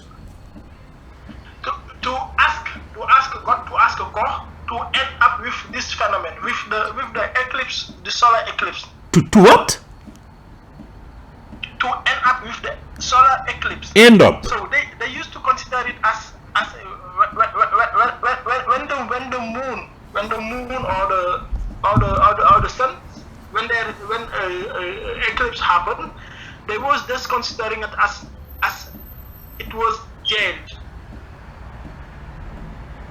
I don't know if you get my point. It was dead. No, it was catch up. What do you mean catch up? Tamsier, hello Tamsier. Yes. Mamadou. Yeah, Mamadou. Yes, what I understand is, we still believe in it now in Africa. They still do it. It's like when there is a solar eclipse, it's like a big thing. They think the world is ending soon. So the catastrophe. You mean catastrophe? Yeah. Okay, so catastrophe. Okay, yeah. Sorry, Mamadou Demba. So you can continue. After I will come back to you, Mamadou. Exactly, and they used to bare face and ask God to end up with this phenomenon. He said that in 1992 he tried to do some researches on the stars and the moon and the sun, and he noticed that only hunters those who used to do hunting in night time, and the cattle riders, and also the fishermen, only those persons could know exactly what was the meaning of the sun position or the moon position or the meaning of some stars. He said also that when a shooting stars happens, so when it happens, if you are a man, you have to take from the sun. I don't know how to call it. Mamadou Fall. Yeah, pinch. Yes, you have to take 3 pinch on the soil. If you are to pinch from the soil. Yeah, okay. You have to take 3 pinch from the soil and put it in your pocket or any other container. If you are a man, you have to take 4 pinch of soil and keep it. And they used to heal a woman, for example, a woman who cannot have a baby. They used to take this sand and put it in a water and give it to that woman. If she drank it, she will be able to have a baby. Okay. So it is what Professor Maara Jon said about the sun, but he said that they never consider it as God. Okay. Now, before I ask, Mamadou Fall, do you want to do a very quick translation of that to in Seereer? Then I would put because I got a question for that. I want to respond to that if I may. Mamadou Fall, please. Okay. Comme ne Tamsier ne Demba lay turan di araf ke andoona ten professeur tontu o na ken joxna na ke refna o xoolongeef i seeƴne fi nan nen daal fa boya sax ken refna andoona ten ref ken a layte xooyte étoile ke ref daal ken daal étoile ken fi seeƴne fi fa xoolonge a lay daal Seereer mose jànkeen ambiyen comme problème mose be comme when I da fulana ya fulana jaga jama bi ka no kaga ambiyan bi comme roog ta Seereer mo mose no bi ale koy kenano eten daf ya on golo ngi atamena bo anone ngolo ngi naga te feña kaga musa nga jek ñange jànkeen daf na daw ke ambin environment dal pour andata avec karo pour dal kenano ne ise e ngolo ngi damena dal ko ga dimla adam ba wasi yama andi de ga dit nan nen dal yalla tamit o ngolo ngi mom we mo ci na may tan xamam te def wen pa faal we fa wen anone de def bena ngaya nakke de dal an ongolo ne ka denta comme ke defee na amudan yin fa nan nen daaw a jega tamit ka tray na ka jox na na ken andoona yee ten def étoile ken te doy ten anglais shooting étoile ka moom a jega shooting star sorry ka moom a jega nga ambiye ga mbi ka andoona yee a janga lang ke ambi dal bano ko meno bi nyambi pap den dal nan ne bar fa oto ha adone afara fota digante de abin na wojin na fofi accio to ha te yer fofa aga accie gan kera no ten def te nyot adone dal ke jafe Tamsier thank you Demba Sene, very quickly in Wolof, because I need to post the question to the response that he just given you there to him. Very quickly in Wolof. waaw laaj bi sànq mi ngi ajoon ci jant bi léegi professeur Maara nee na ñoom séeréer yi jant bi ni ñu ko jàpp woon du jàppewuñ ko woon yàlla boo xam ne ñoom dañ ko doon jaamu waaye tamit am na loo xam ne ñoom doon nañ ko xool ci jant bi léegi mu jox ñu benn exemple rek mu wax ñu ne bu jant bi mosaan bàyyi yoonam comme ni ñu koy waxee ci wolof ñu koy wax éclipse solaire ci tubaab ñoom dañ doon muy jant bi muy weer bi yëpp ñoom dañ doon jël li nga xam ne mooy doomu taal ñu def ko ci seen kanam yi ci balaa ñuy dem ci fi nga xam ne mooy garabu dëkk bi pour ñaan yàlla loolu jeex parce que ñoom daf leen doon jaaxal bu baax a baax léegi moom tamit wax nañ ñu am na ay jamono mu doon jéem a gëstu xool ba xam ndax dina gis ay ñoo xam ne mën nañ ko wax lu bari ci li nga xam ne mooy biddéew yeeg jant bi ak kii bi nee na si jamono jooju lay la xam ni ñi nga xam ne mën nañ xam loolu ñu si ëpp rëbbkat yi la wala ñi nga xam ne mooy sàmmkat yi wala ñi nga xam ne ñoom ñooy nappkat yi ñoom kese ñoo xam ne dinañ xam lu bëri ci li nga xam ne mooy biddéew yeeg weer bi ak jant bi léegi mu doon wax tamit nekk ñoom séeréer doon nañ def bu ñu mosaan gis biddéew bu faax boo ko gisee fekkee yow jigéen nga da ngay tibb ñetti yoon ci suuf si bu fekkee góor nga da ngay tibb ñeenti yoon ci suuf si léegi mu ne suuf soosu bu ñu mosaan gis jigéen boo xam ne daf toll diggante wala mënagul am doom ñoom doon nañ jëfandikoo suuf soosu pour faj lu mel noonu loolu la professeur Maara Jon tontu ci li nga xam ne mooy laaj boobu xam naa dañ koy gàttal tuuti ndax waxtu bi mooy waaj a jot loolu tam si. Thank you very much. We're gonna go up a bit over time, but that's fine because since we got him here and because it's very difficult to get Professor Maara Jon, and we're gonna take this opportunity to I'm sure the people will love to benefit. They will benefit from that. So that's fine. We will go over a bit over time. That's fine. I want to ask him from the question the answer that he just given you. In that case, because he said the sun was not seen as a god in Seereer religion, but what about the religious the Seereer religious verse, the verse of Golahar, where they had to talk about excuse my translation, my the way my pronunciation, but in the first verse they talk about watadun mudadun duna juf, and in the second part they talk about Golahar tudunare medun medun. In that part, so what is his the prayer of Golahar? What is his response to that? If the sun, because Golahar means sun in the I believe in Seer, and if I pronounce it wrongly, but in that they do make a reference to pray devotion to the sun god. What is his response to that? The prism of Golahar.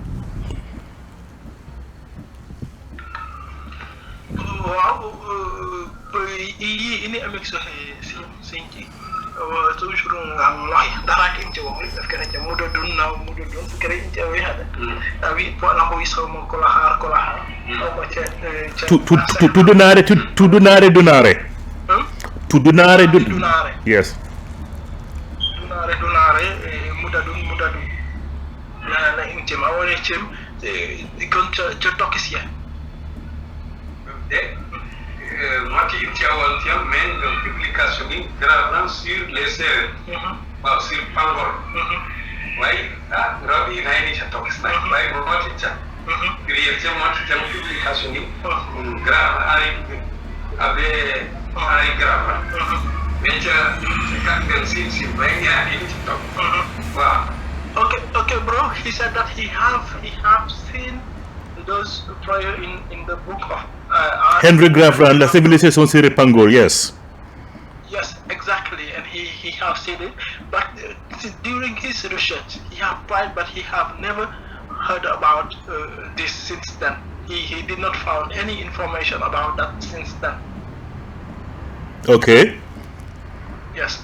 So it is what he said. But at the beginning, he was saying me that maybe mududun. He was saying me that Mudan in Seereer, it is the west. Yes, it is west. Yes. Mudan is west, but he did not know exactly what is the relation with that because he tried to get more information about it, but he did not find any. Okay. Now, just to how to call it down, from my understanding of that, and how to call it, it was a devotion to the sun god, and how to call it, in regards to the worshipping of the sun instead of religion, how to call it. So that's why it's a good question that you ask him. That's why when he said they say they did not used to worship the gun, they see it as a phenomenon and so forth, and rest were respected, but how to call it, it was not regarded as a sun god, as a son. But how to call it, I did see read about that. So about how to call it, this verse, the Golahar verse, and how to call it, I wanted more information from that. But thank you very much. Do you wanna translate that? Well, ini awe sinci kasan bat. Awana nama hot ngina ming. No, I think how to call it. I think you already said in Safi, and because you can go in Wolof, and Demba Mamadou can go in Seereer. Okay. Wow, ini fu tom sinci nek inci li Tamsier don wax sank li mu don lacce donc wax na fi mudadun kolahar ak benen watadun mudadun ak golahar dunare go on. Okay, kolahar ak dunare legi lolu mu nek mbir yo xamne gis nako ci téri Henri Grand lolu don lacce legi professeur Maara mom neena xeyna lolu ci baatu sax la te mom tamit xam na ko gis na ko ci téere Pierre Henri Grand mais ba léegi moom amu ci loo xam ne lu dëgëral lu ko leer la ci te baatu sax la tamit moo loolu moo tax moom mu ne mënul sori ci loolu nga xam ne moom la Tamsier doon laajte bro Mamadou Fall. waaw comme Tamsier kente lamit na tan refe comme professeur ale Seereer we gim e ken andona to def ngolo nge mbaari señe goga ref gim iran kenta bo Tamsier alamtin jaye ten fi homa jaye katen nan na a jof hat men xen ref na professeur Henri Gravin ana fa andona a fi recherche na ken jëm na ada fa Cosaan Seereer mais waxala aje ka te alay na ka nan na comme mudadun ba kolahar nan nen dal to Tamsier gimela ken ana fa fa andona affaire comme akeda ref comme wa andona iseñi gi mu bar ngolo gi dal dano ndef be anona dano biegu ken ba agada dal berantin senya bar ken anona ken def ngolo ge da professeur ko ala ken ananan dal mose nya dal ba aga tino aga anino ko dal ba atena no ho ba dal anana comme dal aga apinda nan nen dal ka ref na muradun ba kolahar nan nen dal. Okay, Tamsier. Thank you very much. Now, do you gentlemen have any other question that you want to move on before we move on to the Raampa? Demba Sene? So I think that we can move to the Raampa because maybe Professor he said he have an appointment. I think that we can move. We can move on to Raampa. Okay. So do you want to do the Raampa? Post the Raampa question, Demba? So, yes. Okay. Well, first of all, I would like to know how when he. Let me just give a brief about the Raampa script. The Raampa script is a Seereer and Saafi script as well, and I first came upon this ancient script. It's a pictography, and when Demba Sene, who was supposed to be with us today, unfortunately he is engaged in another thing, so obviously he can't be here with us. But this I first came about this by the name of Professor David Morans, who wrote this document back in the early 80s.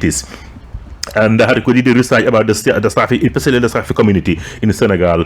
And I believe, from my understanding, we're speaking to Professor Maara Jon in our previous, but he was one of the people who actually assisted him. So I want to know how to call it. What is this script used for, and when was it created? That is the first question I'd like to pose to the professor. Demba.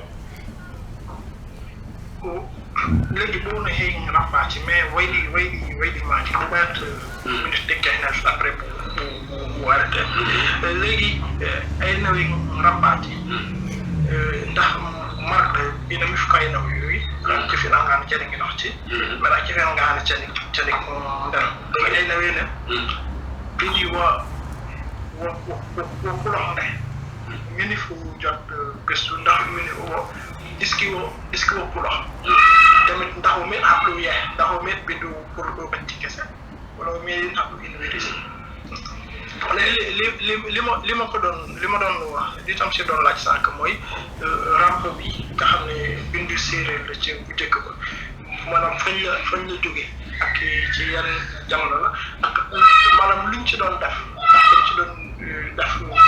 nim ko waxe karo pour xamé nak yeeg yooyu wala leneen ak leneen loolu daal mooy laaj bi yitide fi gis kim fini korcha wanne rak professeur ni ken si société internationale de linguistique rak de jagit ci Amadou Ampaté Ba bin gang Mali wi ami ki so itiem mone itiem ca ñakandi gang saabi ci way sika ondo pom kat kurkan motona yekora rak jamono no ay kis danka isnani kis ngal ko tena kis kala dewi finane mexi de awone savide afis tangel fiin ame fis o tewo ne nikne babi ngoko raki sohle gang jobasta raki intibinane pateke cetal wat ardoas ko talem met bay tok. Sorry, can I just stop you there, Professor? Demba Sene. Yes, bro. Can I just actually, my apologies for stopping, Professor. Can you ask that small child to be quiet at the background, please? Because article is actually is coming up very, very faint, very, very strongly. Hello, Demba. Yeah, anyway, article, Professor, while Demba goes and sort that out, because article is very, very, I think one of the neighbors down there, but article, if they can be quiet. So anyway, article, Professor Maara Jon will come back and respond to my question. Hello, Demba. Hello, Demba Sene.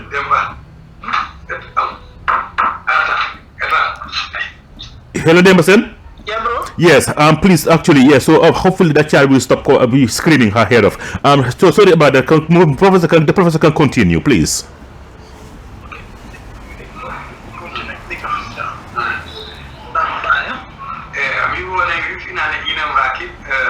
Professor David Maara Jon ma ondo panka kurkara ya koringo nyakdi ina ingacha rajamane nan ko dira raki kis nan kess nani kis na kala way win kala ngan rek me kisere awosone savi fiza ngen fi shamcha pateke Raampa banyaza ngen tek ino hitta way ine ba me tumtu wadne nikne araki eto kan yakon jowasta ay baydal nalem wat ko manna ba pezio manna alluba ndem ba baye dokta jar ba fis Raampa wi fina wo tiginem mone andi mini bay arduas wakka arduas ñettade kere a fissa ngan Raampa walking in tel kan pula ku katta ko ngomboy motta beni yakko ndem deppade fissin dali arduasi ko yakkoy maraka wone kisa juman fizi ayakko ay visa awo nangam ma inem sabi naminara yakkori finorin arduasi annamba vis cha enam ina katta po jaga nyaw sa te wa ci yakkori ko te namba jangu ba ina jing yakkori ngomboy namba jang ka ina wa kisa arduas dem yem namba bin change hay sanacha katanacha ra bak buki yem namba jang ina ha woci ka ci jëm namba bay change namba bis bang tumo da ko in ci bina jat ba wayti do ange tu gang talem araf ci coding letter ci chat ba metto fizi na message bina jat ba me kabdo ngarbal ba no inam tu yes aussi namba zo terne itamo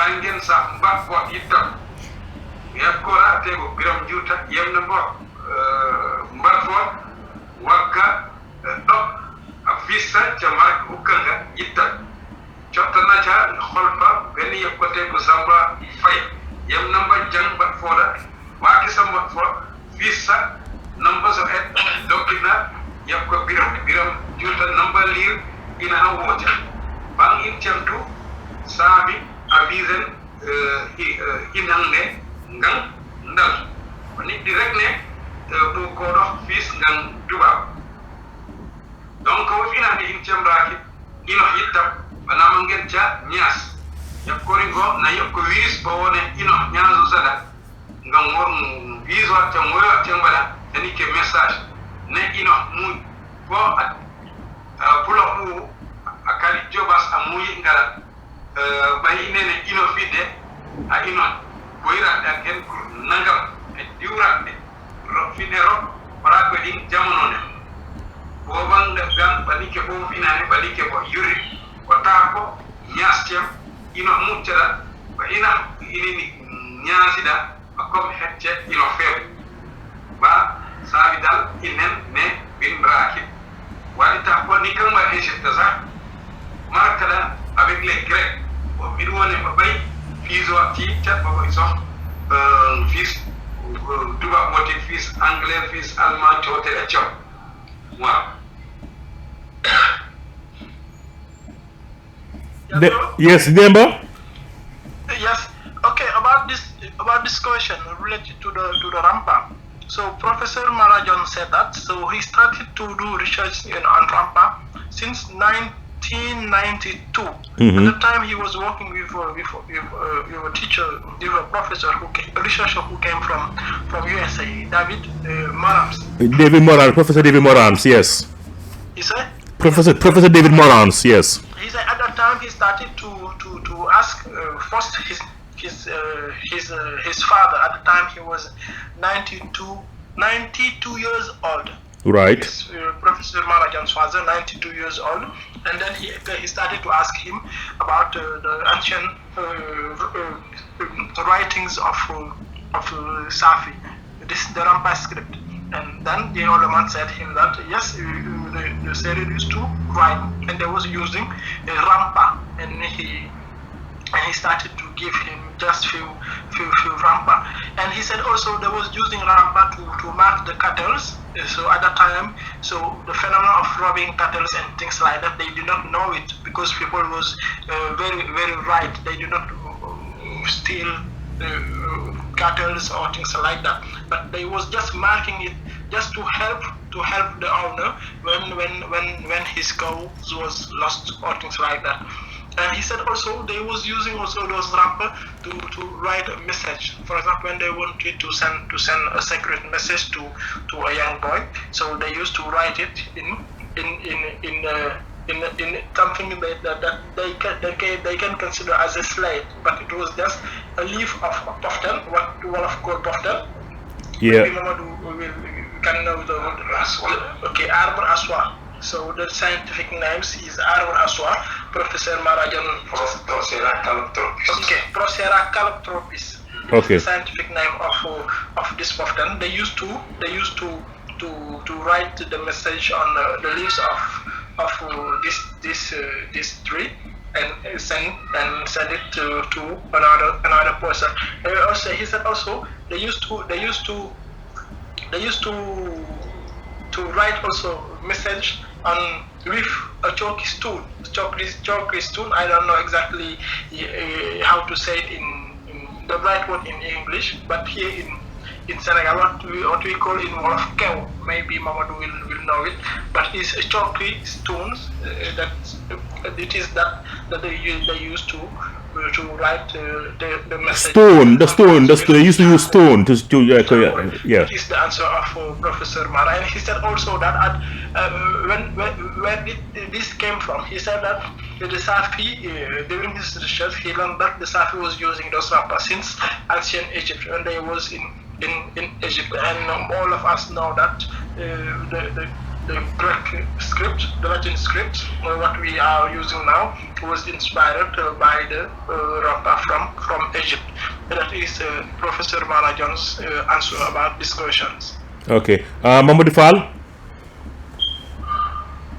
waaw kon kenn la te def question fe Tamsier la xamit na jëf na kenn def na Raampa prescript de araf façon bin daal ka andone Seereer we surtout Seereer-Saafi am jeegaan ambago maanaam envoyé message kanana comme message bar kanana comme xaye ke waage ma xoyto lettre ba nan ne dara jeegaan a utiliser a ken def na Raampa prescript ref kano e façon bin araf hen koy ref na Professor Jon a foga nawe mbiraten recherche o xen ena David Marams a ref américain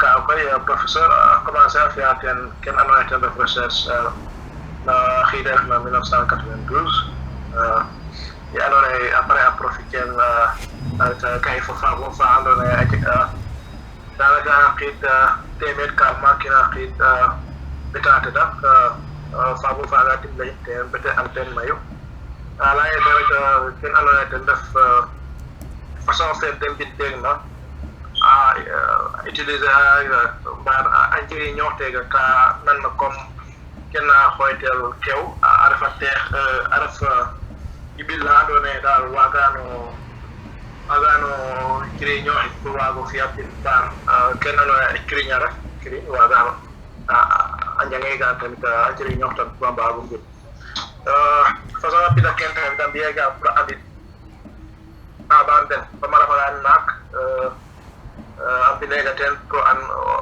i naak leke an jegun mbaan nan nen daal kala ref ke andona ye ten moƴ jeg solo na ke la layna nen. Okay. Well, thank you very much.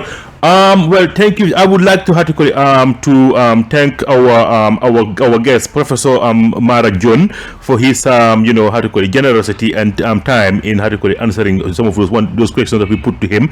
And thank you so much for coming and for allowing us to interview on regards to the Seereer Radio and some of the Raampa script as well. So, can you kindly Demba Sene kindly extend my thanks to him in Saafi, please? Hello, Demba. Legi bu bedi ne de chorkede Professor Maara Jon ngini fay ndana bo ngam waxtani ngini ne wo mañi lo bu bay tayinda wante ini bona li balane fu tamit fu nami hotna ko in rakon raksolo da besna bo beru kada fu hay fu test bu legi ne me Tamsier wo sinci. Okay, bro Tamsier. Well, thank you very much. Jërëjëf Professor Maara Jon for nga nekkal ñu fi di defee maa ngi laa gërëm di la sant ñu ngi laa gërëm di la ñaanal gu bari defee nag nga am fan bu gudd ak wér bu yaram waaw jërëjëf waay sa li nga defee nii. Professeur comme in wonɓi pa professeur a paax makkarumete garno ten moom agara semaine faama fa semaine fayi fop ngidman ten yaam ande jamani deta a feetina ina waaga wa soxla om fop a gar a moofanam ka daawna Okay. Mamadou Fall. Well, thank you very much. So jërëjëf Professor Maara Jon nga bëgg a nuyu wante mbokk yi bu foog nga dem.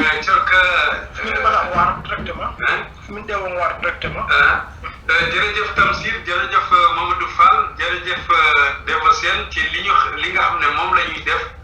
defuñu ko sunu bopp dañ ko defal sunu doom yi sunu frère yi koo xam ne daal sunu proche la ñun ñoo ko moom ndax lii buñ ko deful day jeex ndax mag yi nga xam ne ñoo ñu sol lii jeex nañ te am nañu chance mag yi nga xam ne ñoo doon dund ñu di leen topp di ñu wat kon bu ñu toppaloon mag yooyu kon duñu am occasion di waxante li nga xam ne moo laal Demba moo laal tey ndax mënuloo wax tey te jaarloo Demba mënuloo wax Demba te jaarloo tey Demba ak tey moo ëmb na lépp kon li nga xam ne moom la ñuy def daal am na njëriñ yaakaar naa ne ñëpp a koy déglu àddina bépp mu ngi koy déglu ki nga xam ne daal mbir mi neex na la war nga tontu kon ñu ngi laaj déglukat yi nañu déglu mbir mi te su fekkente ne am nañu loo xam ne réer na leen mën nañu laajte ci kuréel bi nga xam ne moo nekk ci mbir mi maa ngi leen di jërëjëfal Demba Sene Mamadou Fall Tamsier Joof Dimle Sene bi nga xam ne sax nekkuñu ko tey. waaw nekk fi tey. prochaine fois dina mën a bokkaat ci émission bi lu ñu wax Seereer Radio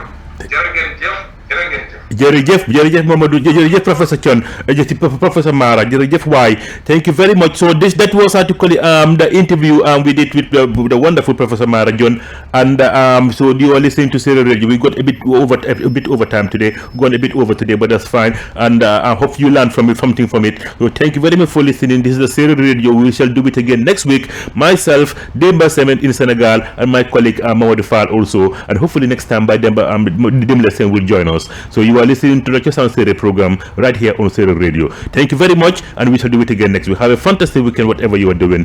Have a great weekend.